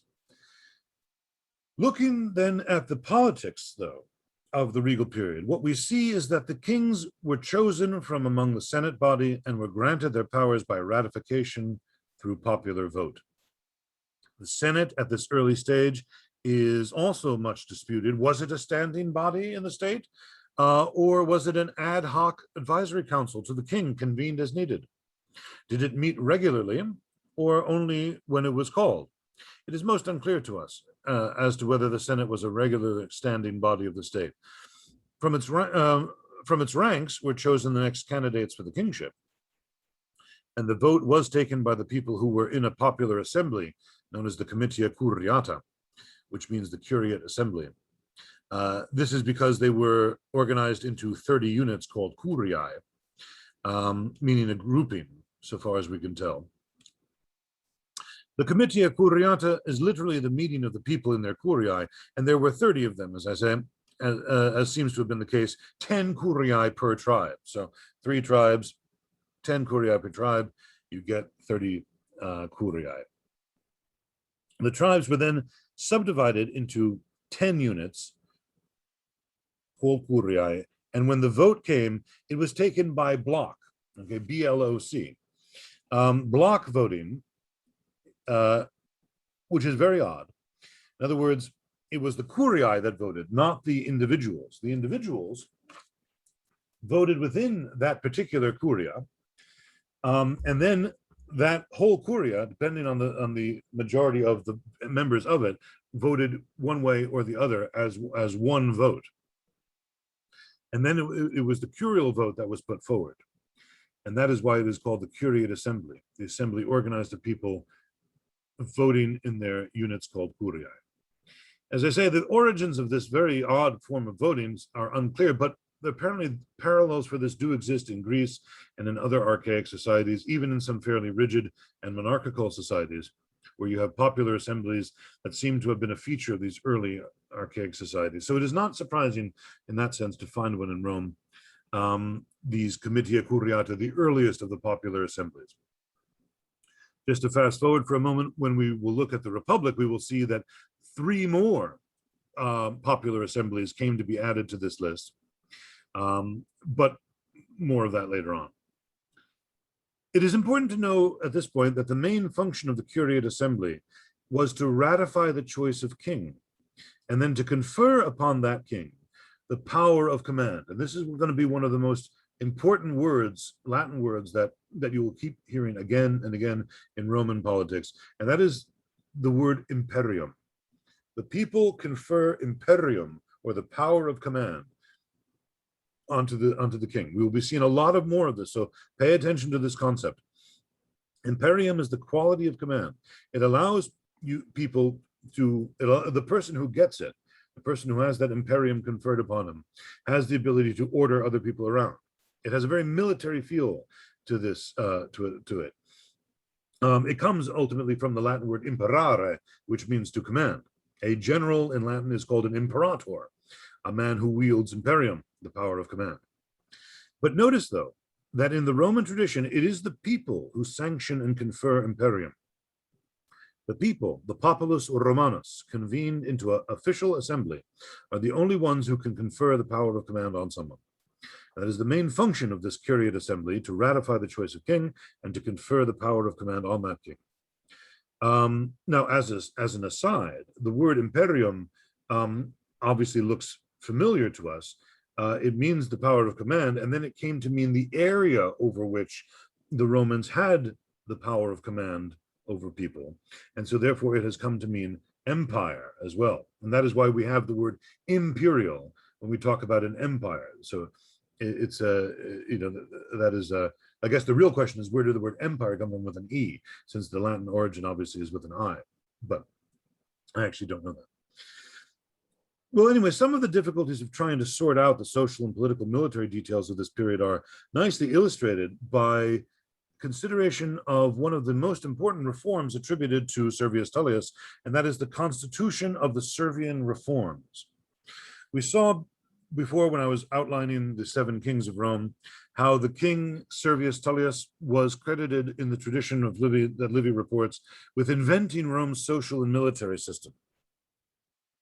Livy and another contemporary source, a man called Dionysius of Halicarnassus, who wrote in Greek but about Roman antiquities, they both describe what is known as the Servian constitution.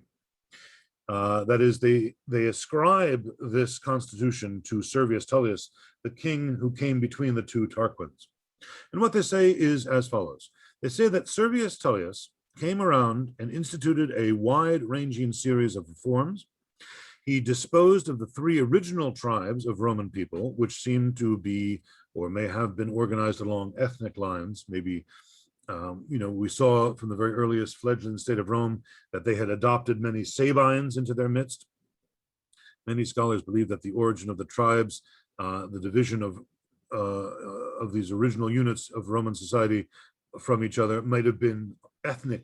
Might have been along ethnic lines, so Sabines over here and Romans over there. Whatever the case of that may be, the 3 original tribes are often called the Romulian tribes, that is, the tribes established by Romulus. And these were at this point replaced by Servius Tullius, who, we are told, created 20 tribes, now determined by location. Okay, so the tribes are more like zip codes now. One enters a tribe by being born in or living in a certain location. These are essentially local units, and we are told he had 4 urban tribes and 16 that were based in the countryside.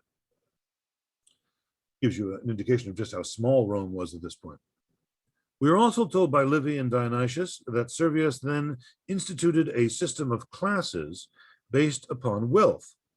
He divided the Roman citizen body, this again applies only to adult males, into 5 classes based upon wealth. These classes, organized into units, were called centuries, which were a military organization, according to our sources. These were the units in the army. So when soldiers enrolled themselves in the army, as was their duty, they had to bring, as I mentioned before, their own equipment, because the state did not provide you with equipment. So you only could fight if you could afford something. So if you could afford the top amount, the full panoply of armor, then you were in the first group.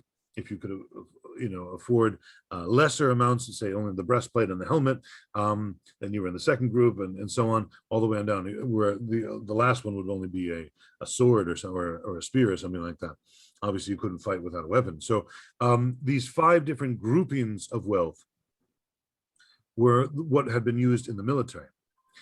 But we are told, though, that Servius Tullius used this military organization as a basis to create a new popular assembly, which he called the Comitia Centuriata, the Centuriate Assembly. The people assembled into their centuries. Now, so I know it's getting complicated, but remember before we had the Curiate Assembly on the one hand, the people assembled into their curiae, and now we have a new series of voting blocks, the people assembled in centuries. Well, according to these 2 traditions of Livy and Dionysius of Halicarnassus, these centuries were assigned to classes in such a way that the richer classes had the advantage, because voting was done by the centuriate blocks, not by individuals. So all the richest people would vote first, and then the second most wealthy would vote, and then finally voting would stop once a majority had voted. That meant that the poorest people never got a chance to vote at all. Okay, if you have more centuries assigned to the numerically fewer but richer people, which of course would have been the case, then they will have a greater advantage in the voting, in that voting assembly. So it's a very complex situation. We have Servius Tullius instituting these new tribes, a new military order, and then using that military order as a basis for a new political order. All of this is supposed to have come out of the head of Servius Tullius in the mid-6th century BC. Now, that's what the ancient sources say, but it is possible to show that this is impossible. I should say, it is certain that was impossible, that it didn't happen this way. Because from the evidence of Dionysius and Livy themselves, they say that in the year 495, this is the year that these same two sources tell us that the Servian constitution came about. 2 new tribes were added because of the expansion of Roman territory, bringing the total to 21. Well, wait a second. I thought Servius Tullius introduced 20 tribes. If there were 2 more introduced at this point, and that brings the total to 21 in 495, where is the missing tribe?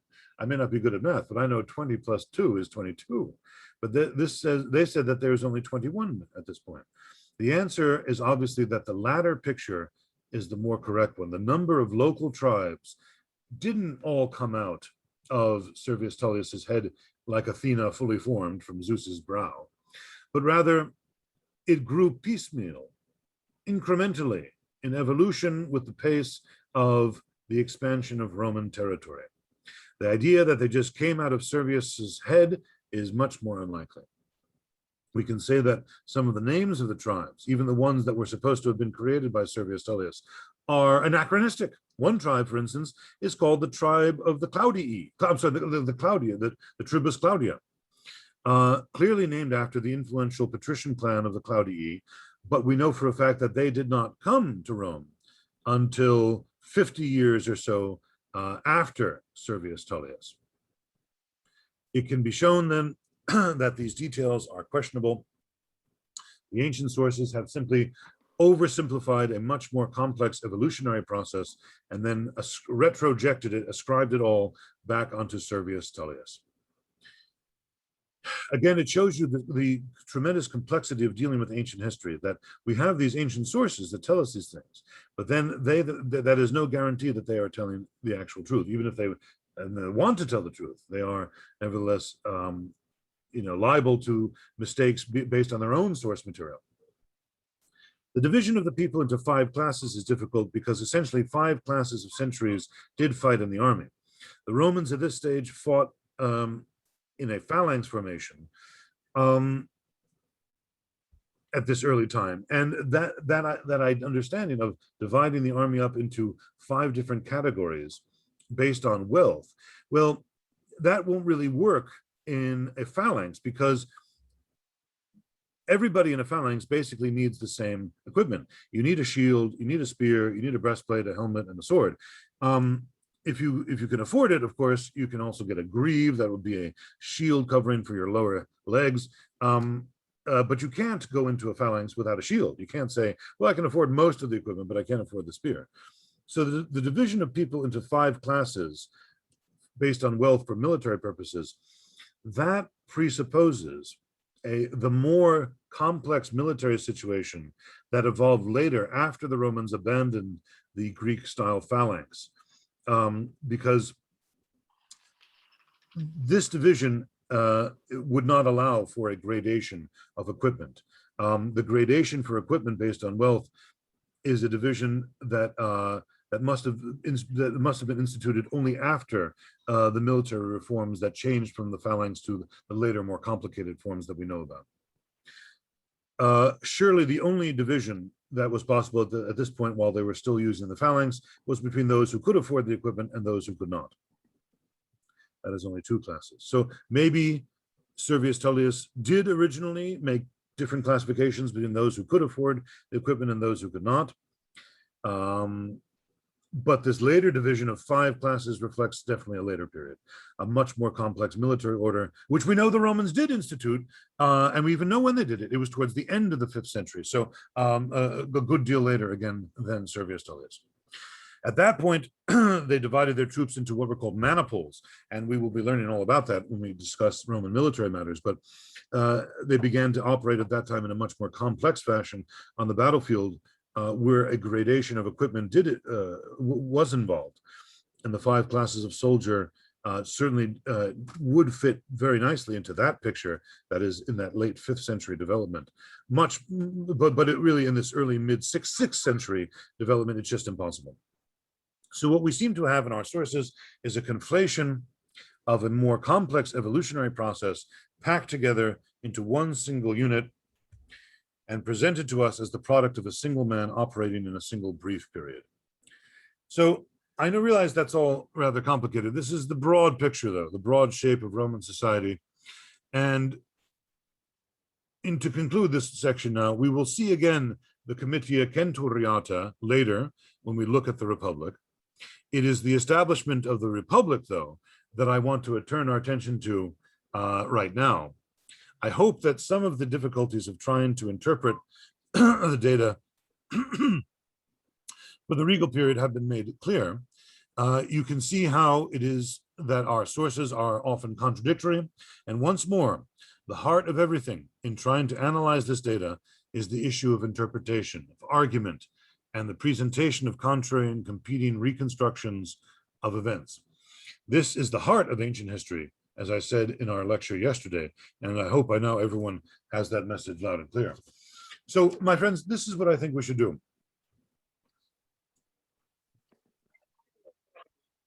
So, what I'd like to do now to round out our class for today is to continue our examination of early Roman history, but now to move on, essentially, to show the end of the Regal period, and how that came to an end, and then also to look at the beginning of the Republic. Okay, so we'll be looking at the foundation of the Republic, which was by tradition established in 509 BC, and to see how it continued as a form of government, ultimately down to the year 31 BC. It was a long period of existence for the Roman Republic, a very interesting and dynamic period of its history, certainly in some ways kind of the most dynamic and interesting from a political and military perspective. And that will certainly be the framework for our lectures for quite a while to come. We'll be dealing with Republican history. It is in this period, of course, that the Romans really came into their own. They really gained control over Italy. It is in this period that they gained control over the rest of the Mediterranean, for that matter. And then onward toward the end of the Republic, we will see a equally fascinating process of dissolution, where this system that took so long to develop and to bring to its kind of its height, fell apart. It is an awesome thing to watch this happen, the unraveling of so carefully a constructed system of government, dashed upon the rocks of political ambition and lack of consensus. But all of that will be the subject for future lectures. What I want to do right now, as I said, to round things out for today, is to focus on the end of the Republic, so the end of the monarchy, and the beginnings of the Republic, its transition from monarchy to Republic. First, we will look at the Roman traditions. I believe that, as always, they are the starting point, and we should always take them into account first and foremost. What did the Romans say about themselves concerning the fall of the monarchy, the expulsion of the Tarquins from Rome in 509 BC? And we will see that, unsurprisingly perhaps, these turn out to be, just like the other things we've seen from Livy, very moralizing tales. They're very colorful, but nonetheless, the issue of historicity is always at question there, and that will be discussed as well. And then we'll see how, in the Roman tradition, the early Republic faced some immediate challenges, which it overcame by having all kinds of wonderful characters who had the right moral fiber to stand up against these challenges, meet them, and bring the Republic into a new dawn. We'll also look at the shape of the early Republic in its broadest outlines, matters that again remain things of tremendous uncertainty given our source material, but the broader outlines have generally been agreed upon by most scholars, at least the lines of the system of government that was established. And we'll end our discussion of the emergence with the emergence of the order of the plebs, the plebeians, and set the stage, therefore, for the discussion that we'll begin with tomorrow, of the struggle of the orders. Okay, So in the Roman tradition that is passed down to us by the historian Livy, the expulsion of the Tarquins, and the end of the monarchical government of Rome was a very personal event. It centered around a single crime, which, if we believe our sources, so incensed the Roman aristocracy that they figured that they had enough, not only with Tarquin, but of the whole institution of kingship altogether, which for them had gone sour. The crime that was committed was upon a woman of noble birth named Lucretia, the wife of a nobleman, Collatinus, who with his friends, his fellow Romans, was out one day besieging a neighboring city, attacking them. And after they were done with the fighting at night, the officers were all sitting around drinking. And as so often is the case, when men sit around drinking, the subject of the relative merits of their wives came up. And as the more they drank, the more heated the conversations became. And each one of them said that they had the best and most virtuous wife. Well, finally, after a long time of this, they decided to put that matter to the test, and they hitched up their togas and got on their horses. Presumably there were no laws in those days against drunk riding. And they went around to the houses of each of their wives, and what did they find? But lo and behold, every one of their wives was doing exactly the opposite of what a noble Roman matrona should be doing, having wild parties when their husbands were away. And they all were very embarrassed, all of them except for Collatinus's wife. You see, because when they went to his home, they walked inside, and what did they see but his wife, the virtuous Lucretia, alone, only with her ladies in waiting, stitching wool for the children's clothing. Okay, this is of course the classic virtuous thing for a woman to do, to be spinning wool and stitching the kids' clothing. Well, all of them had to give the palm to Collatinus. They all had to agree that he had the most virtuous wife. However, we are told by Livy that among this party was the son of Tarquinius Superbus, Tarquin the Arrogant, whose name was Sextus Tarquinius. And we are told that at this moment, Sextus Tarquinius was overcome with an unnatural lust for the virtuous Lucretia, and that he fixed it in his heart that at some later point, when Collatinus was away, that he would come back to the house and ravish her. And indeed, that is exactly what he did.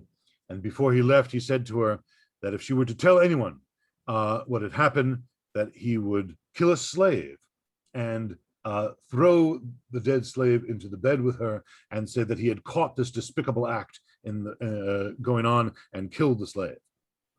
He would present himself as a hero who had saved Lucretia, but she forever would be humiliated as having been ravished by a slave, herself and her family. Well, obviously she was destroyed by this, then he left. And finally, when Collatinus and Brutus Collatinus is his name, and also Lucretia's father came home, they found that Lucretia was inconsolable, break in tears, and they finally got it out of her what had happened. She was inconsolable, and they tried to tell her, though, look, you did nothing wrong, but nevertheless she wouldn't have it, and she fixed it in her mind to preserve her honor and the honor of her family that she would commit suicide, and that is exactly what she did. Now, this one event so incensed the Roman aristocracy, particularly a man named Lucius Junius Brutus, a man of nobility who was also kind of a family friend of theirs, that he was so incensed by this that that this final crime on the part of the Tarquin dynasty, that he helped rouse public opinion against the Tarquins among the aristocracy, and they actually staged a coup d'etat and overthrew the monarchy and drove them out of Rome. They weren't killed, but they were driven away. The Republic was declared, and Brutus and Collatinus, as the first annual magistrates of the Republic, were elected. This is the tale that has come down in our sources. It is a tale of personal transgression with political consequences, and it is a very rousing one indeed. I would even say that within the Roman political imagination, the figure of Lucretia loomed very, very large as one of the finest examples of female virtue.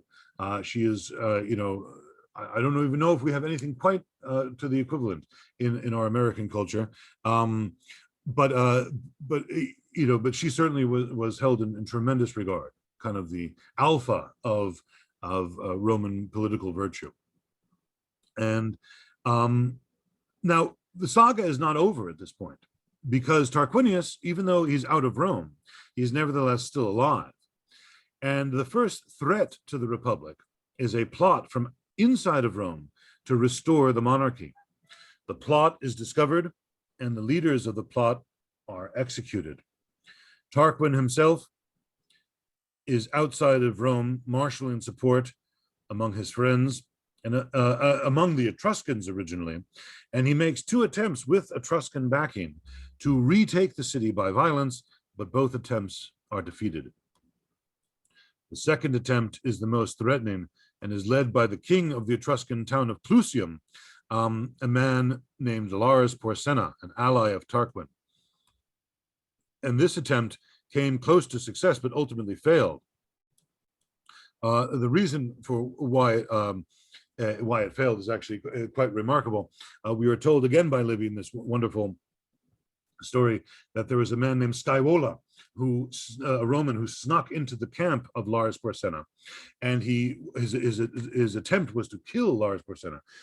However, he saw 2 men on a kind of raised dais, one of them sitting next to the other, and he didn't know which one was the king. It turned out that the other man was a scribe of the king. So he kind of took a 50-50 chance, and he rushed up to the dais and stabbed one of the men. Unfortunately, it was the wrong man. He killed the scribe of the king, but he was then, obviously apprehended by the Etruscans, and they dragged him in front of Lars Porsena. And Lars Porsena said, "Unless you reveal to me all the treachery that you have tried to that you were planning on against me, and reveal to me exactly what the plan is that the Romans have, I will burn you alive inside of a fire. I'll throw you alive inside of this huge fire." At that, Scaevola said, "Oh yeah," basically, and he reached his hand into a burning sacrificial hearth that was nearby, and he grabbed hot coals that were inside of it, and he burned off his own left hand. And he said to him, "Now you see that for us Romans, pain of the body is nothing compared to the glory of brave deeds." And at the destruction of his left hand, Lars Porsena was so horrified, and he said, "Are there others like you inside of Rome?" And he said, "Every single one of us is willing to do the same thing, and much more, to rid Rome of tyrants." It's really rousing stuff. You have to admit. I mean, I'm sure and then he was let go. Lars Porsena let him go, and a statue was erected in his honor, and he ever afterwards got the name Lefty because of this, because of the destruction of his left hand. The point, though, in all of this, these wonderful tales that Livy has, Lars Porsena did still make one last attempt to rouse Rome's Latin subjects against Rome, and attempted to seize control of Rome through rebellion among the Latins. And that also failed in the year 499 at the crucial battle of Lake Regillus. But as a result, Tarquin then gave up and retired to the Campanian town of Cumae, where he died in exile, a beautiful place in just outside of Naples.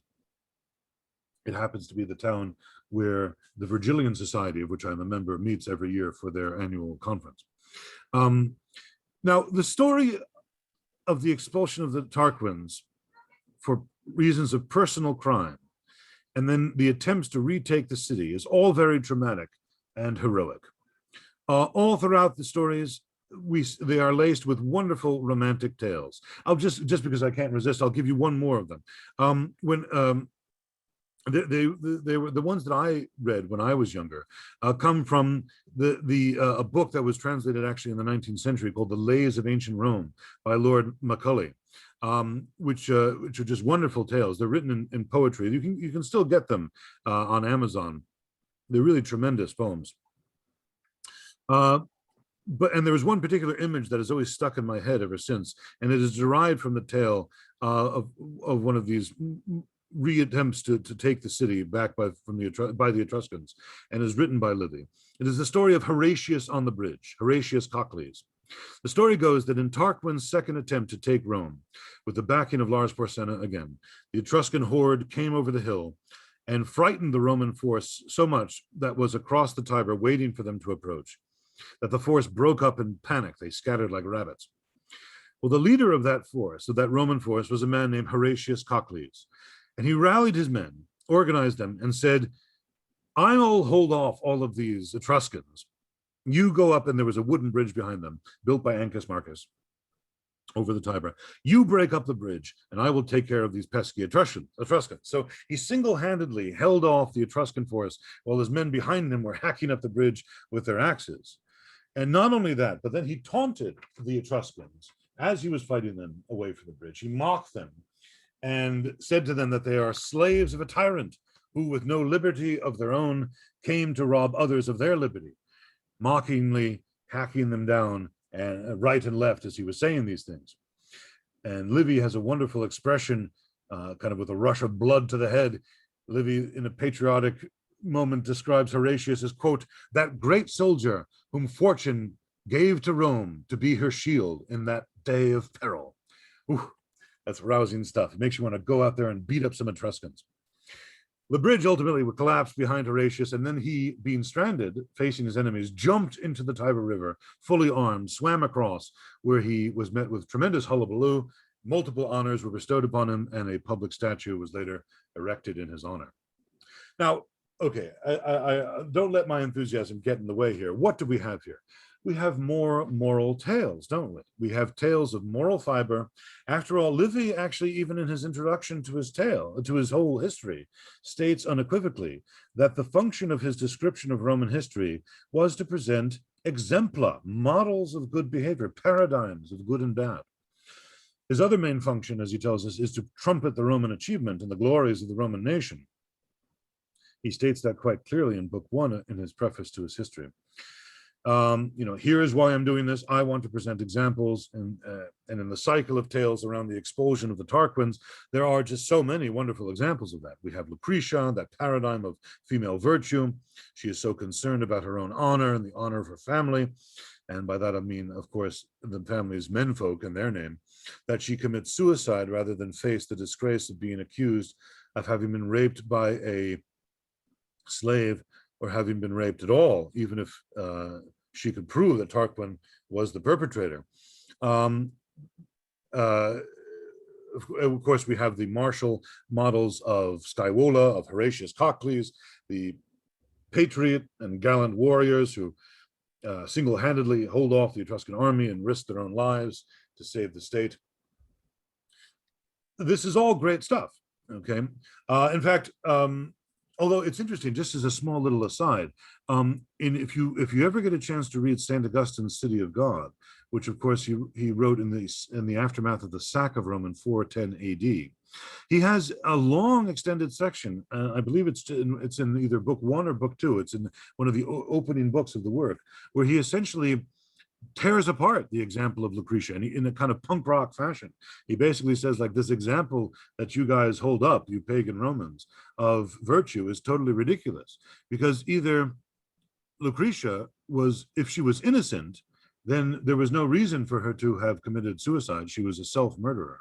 And if she was guilty, then there's no reason to praise her because she was an adulterer.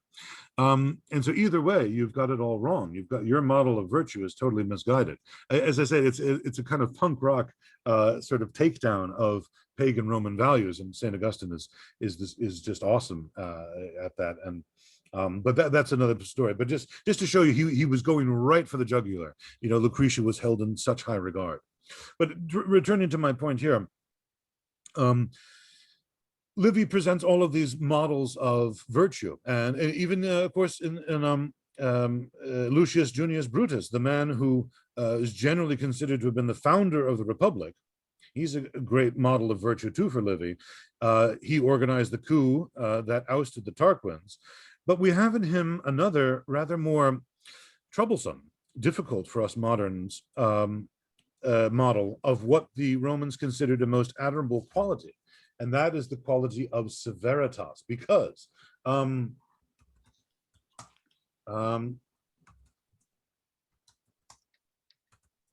he this quality of severitas, of sticking to one's principles, regardless of how hard it might be.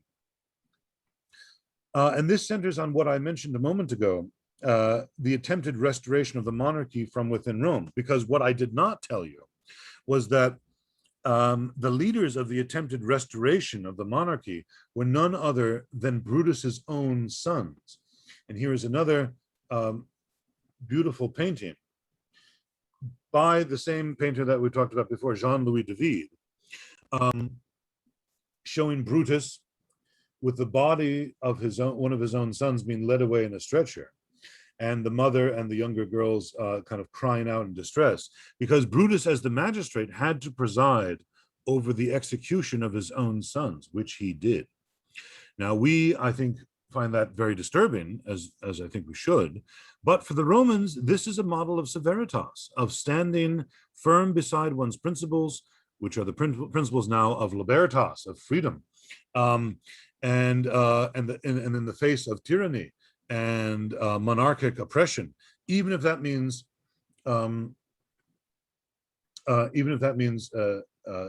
executing one's own sons. So, moral tales. What do we do with these moral tales? Well, modern scholars have come up with various explanations, various ways of interpreting these things and dealing with them. For those who believe in the wider Etruscan control of central Italy, then naturally enough, the expulsion of the Tarquins fits into the waning power of the Etruscans in central Italy. But enough of that. I don't need to go into that anymore. We've talked about that many times. There are others who take a rather more extreme view. They dismiss completely the legends and moral tales surrounding the expulsion of the kings and say, what we have going on here is not a single catastrophic revolutionary event like the expulsion of the Tarquins, but rather it is an evolutionary process. What we have is the gradual process of the devolution of the king's power, becoming over time annual magistrates. Eventually, the king becomes a sort of phased out institution. He gets phased out of the picture. And this process, these latter scholars would say, is going on for maybe 70 or 80 years. Some of them would even argue that it goes down to 450 BC, a rather long process of evolution that is basically being ignored by the Roman sources, who prefer to present this transformation of constitutions as a single event surrounded by all these wonderful romantic tales. I have to say that view doesn't carry much weight among the majority of scholars. It is considered to be too extreme, the evolutionary model. Another view is to see in the story of Lucretia events that are not entirely improbable. That is to say, this approach would say that within royal dynasties, personal acts could actually have tremendous political consequences. It is not unlikely that a transgression of that nature by a prince against a nobleman's wife might have severe political ramifications for the dynasty as a whole. Such scholars as these would point to other well-documented dynasties. If you have studied ancient Greece, you may be familiar with the stories of the expulsion of the tyrants from Greece. The tyrant Hippias, whose brother is killed, and Hipparchus, and because of a lovers' quarrel, basically that that turned violent, and ultimately Hippias, his brother, is killed, and ultimately Hippias is driven out of Athens. There is an event that is rather similar, isn't it, of a personal quality, personal problem that had severe political ramifications for the tyranny of Athens. So similarly goes the argument. If we do the analogy, we do the comparison, it is quite possible that something like this actually took place and that it was a personal event that led to the Tarquins' expulsion. The view that I find most intriguing is one that peeks through now and then from the ancient sources. It's not in Livy, but it's an alternative tradition about the monarchy, the tradition which is mentioned in a few Roman sources, such as Dionysius Halicarnassus, and it records that Lars Porsena, that same Etruscan king with the fire and everything, the Etruscan king of Clusium, he actually did capture Rome. He actually took it and then he presumably abolished the monarchy. Why he did so is not clear. All we get are vague hints that this took place. Shows you again how ancient history is so filled with competing possibilities. But in the end, it has to be said that the evidence we have is not sufficiently clear to make a definite determination among these competing possibilities. But I just want to alert you to the fact that they do exist. Whatever the case may be, when the Tarquins were expelled, the fledgling republic began to adopt its distinctive shape. And it is worth looking at that right now. As we will see, the Roman Republic, during its long period of existence, went through a very protracted process of evolution in terms of its polity, in terms of its shape of government. Naturally enough, the very earliest phases of it are somewhat unclear, but the broad outline seems to be generally agreed upon by most scholars in the field. Essentially, what we've got is that the kings are replaced by two annually elected magistrates who are known as consuls. At this very early time, it seems that they also use the term praetor. Now, in a later, more developed period, the term praetor would be used of a different magistracy than the consulship. But at this early time, it seems to have been used interchangeably with consuls. The word itself, praetor, actually is found within the Etruscan cities. So it may be that the Romans adopted the term first to indicate that these two annually elected magistrates, these two men, they kind of based it on the Etruscan model, as we saw so many cultural influences coming from the Etruscans to the fledgling Romans.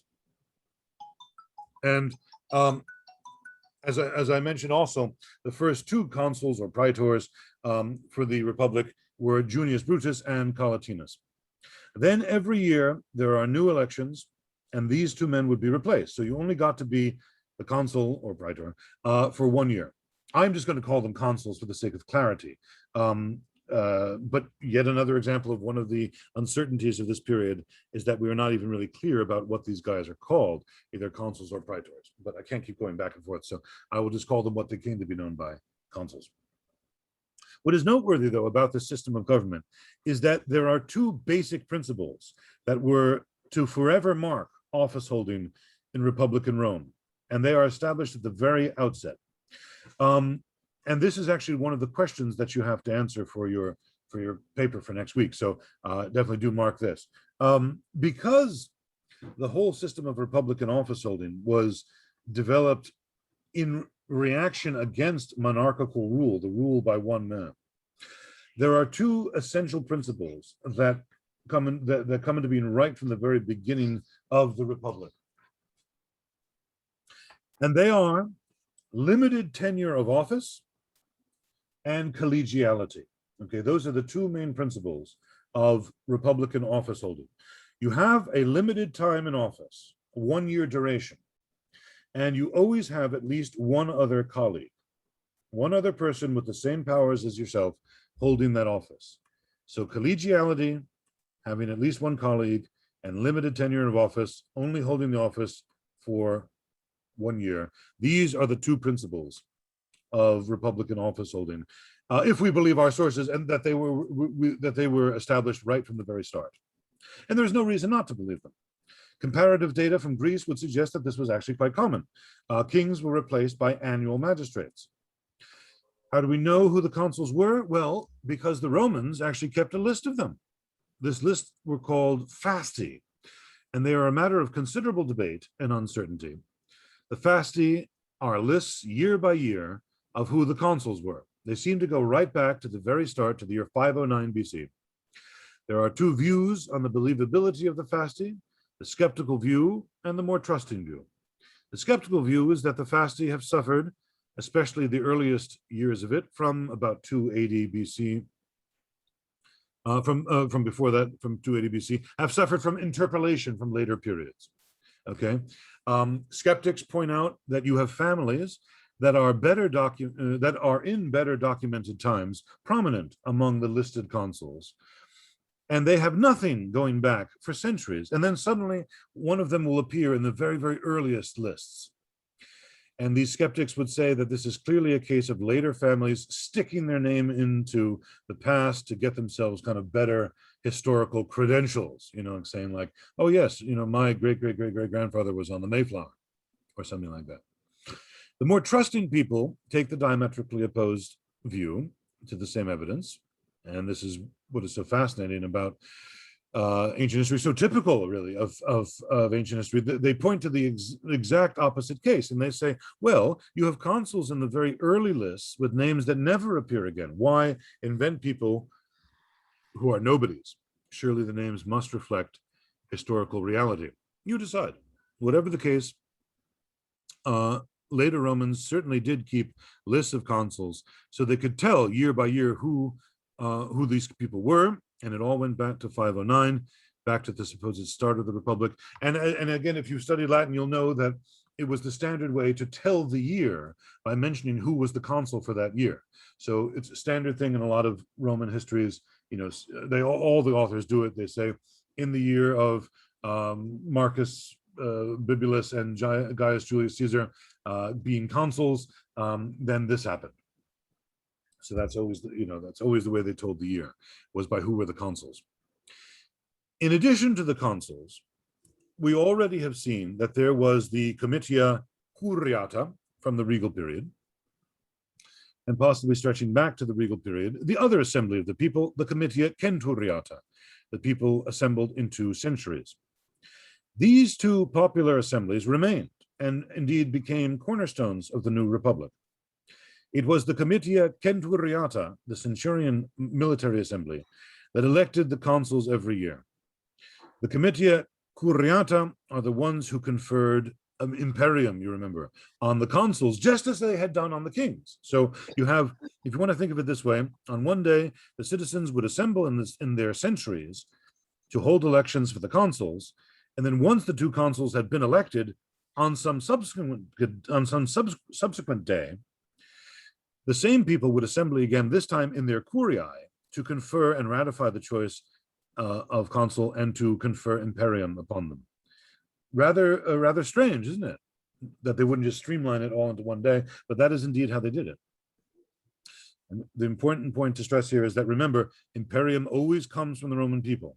Okay, this is another key institution of the Roman Republic, that all power is, to use the phrase of our Declaration of Independence, derived from the just consent of the governed. And as I mentioned yesterday, our founding fathers were, of course, heavily indebted to the Roman exemplar for the creation of our system of government.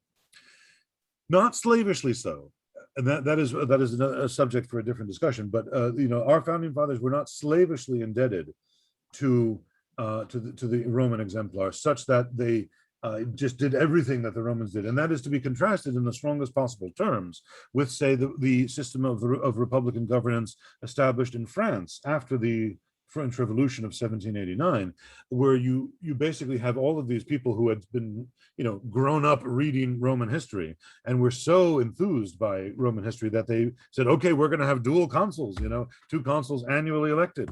And that's exactly what they did. And all the rest of the praetors, and they in those early years of the French Republic, that's precisely what they did in those pre-Napoleonic years. It's a fascinating thing that they were so enthusiastic about it. It was almost like what the kids call nowadays LARPing, live action replay, like they pretending to be ancient Romans. Of course, this was not a very wise thing to do, and our founding fathers were much more intelligent about it, because, as we're going to see, one of the big drawbacks to the annually elected consulship is the fact that 1 year is not a very long time to enact a policy, to enact an agenda, and to get things done, especially when as the larger Rome would get, and its armies would have to go very, very far afield to go and fight their wars. It sometimes could take 6 months to go and get somewhere by the time your year of consulship is almost over by that point. Well, be that as it may, and having 4 years for the presidency is a much wiser idea. The consuls of ancient Rome had 1 year, and they effectively replaced the king. They took over the main judicial and military functions of the king, but the Romans were a highly practical people. They are dyed-in-the-wool conservatives, there's no doubt about it. They always looked back at the past as being superior to themselves, so they were very loath to replace things. In fact, the word in Latin for, the phrase in Latin for revolution is novae res, or res novae, new things. But they nevertheless were very practical, and they realized that sometimes in emergencies, it is not going to be possible to have two commanders with equal power. You know, you might have gridlock, you might have a butting of heads in a situation at a crucial moment when a firm hand is needed, when a singular vision of what to do is needed. So they did allow, from the very, very earliest times of the Republic, a temporary monarchy, if you like. They worked it into their early Republican system, an allowance for, in extreme circumstances only, the appointment of a man known as a dictator, a dictator. This is a Latin word. The word itself comes from the verb dicere, which means to speak. So it is a man who spoke and everybody listened. That is the idea behind it. So he would be an extraordinary magistrate who was chosen from among the members of the Senate. Precisely how in the early years he would be chosen is unclear, but in later years he was chosen from among the ex-consuls, the so-called consulares. And he would not have a colleague, okay? His job was a sort where he had to fix a certain problem. He would be elected as dictator to deal with a specific crisis at hand, and he would be appointed to sort that job out. And he would be chosen only in extremely extraordinary circumstances and given the job to fix that, whatever it was. That was his job. He would appoint below him an assistant called the Master of Cavalry, the Magister Equitum, which suggests that the original function of this office was almost exclusively military. Later on, as we'll see, when the Republic begins to fall apart, you will have self-appointed dictators for the reconstituting of laws. And of course, Julius Caesar will declare himself dictator for life, which is completely in defiance of the whole spirit of this position. The whole idea was to sort out a problem alone, so as to obviate the possibility that two consuls who disagreed with each other about how a war should be carried out would be in gridlock, and the Roman effort for that war would be stymied. And so you would appoint this definite general to carry out a specific task alone. But even in that situation, the dictatorship was to only carry out a specific task, and it was only appointed in extraordinary circumstances. And then even then, there was a limited time in office, 6 months, or however long it took to get the job done. Okay, so if there were circumstances when the job was still not done after 6 months, and it could be renewed, but it was always a very circumscribed period of time. Okay, probably the most famous example of this, of someone from the early Republic, who was elected dictator, is a man named Cincinnatus. As you can see, where our city Cincinnati is named after. He was out. Here is a painting of him that you see in front of you. He was out plowing his field. He's kind of the model of the true Roman citizen soldier. He was out plowing his field when all of a sudden a nuntius, a messenger, arrived from Rome, as you can see here, carrying the fasces of the symbols of authority, of political power. And they came to him as he was plowing, and they said, "Your country needs you." You know, they were in the middle of some war at that time. And so he called to his wife, "Fetch me my toga." And she brought it out, and he wiped the sweat from his brow and got into their chariot and rode off to Rome, beat up whoever it was of their neighbors that they were fighting against at that time, and then came back home within a few months and picked up his plow again and started plowing. Okay, and so he is kind of the model of the person who has no political ambition, you know, the old virtuous Roman who did what his duty was and then went back to work. In addition to the dictator, the king's religious duties devolved onto the nobility, and specifically the old pre-existing college of the pontifices, who were probably around from the Regal period, as we talked about. And of course, the chief of the pontifical college was the Pontifex Maximus, who now rose up as the chief priest of Rome. He basically took over much of the king's duties in the religious sphere. Moreover, forever afterwards, the Pontifex Maximus would always be the chief priest of Rome. The chief person responsible for maintaining the good relationships with the gods. The Romans had a word for this, a phrase for this. It was called the pax deorum, the peace of the gods. Okay, if you messed up somehow, if you didn't do sacrifices properly, if you had done some sacrilegious action, then in the Roman pagan imagination, you could expect all sorts of calamities: plague, famine, earthquake, and of course, defeat in battle. And so it was his responsibility of making sure that all those sacrifices were done in good order. We will look at a later lecture of the system of Roman paganism, its belief system, and the way that it was administered by the various officials who ran it. But suffice it to say now that the priestly colleges were not made up of any separate entity or class from the politicians. Paganism never had a distinct clergy. There was never any kind of professional class of people who only were priests. It was the nobility who provided Rome with its politicians, generals, priests. All three things were done by everybody. They were shared.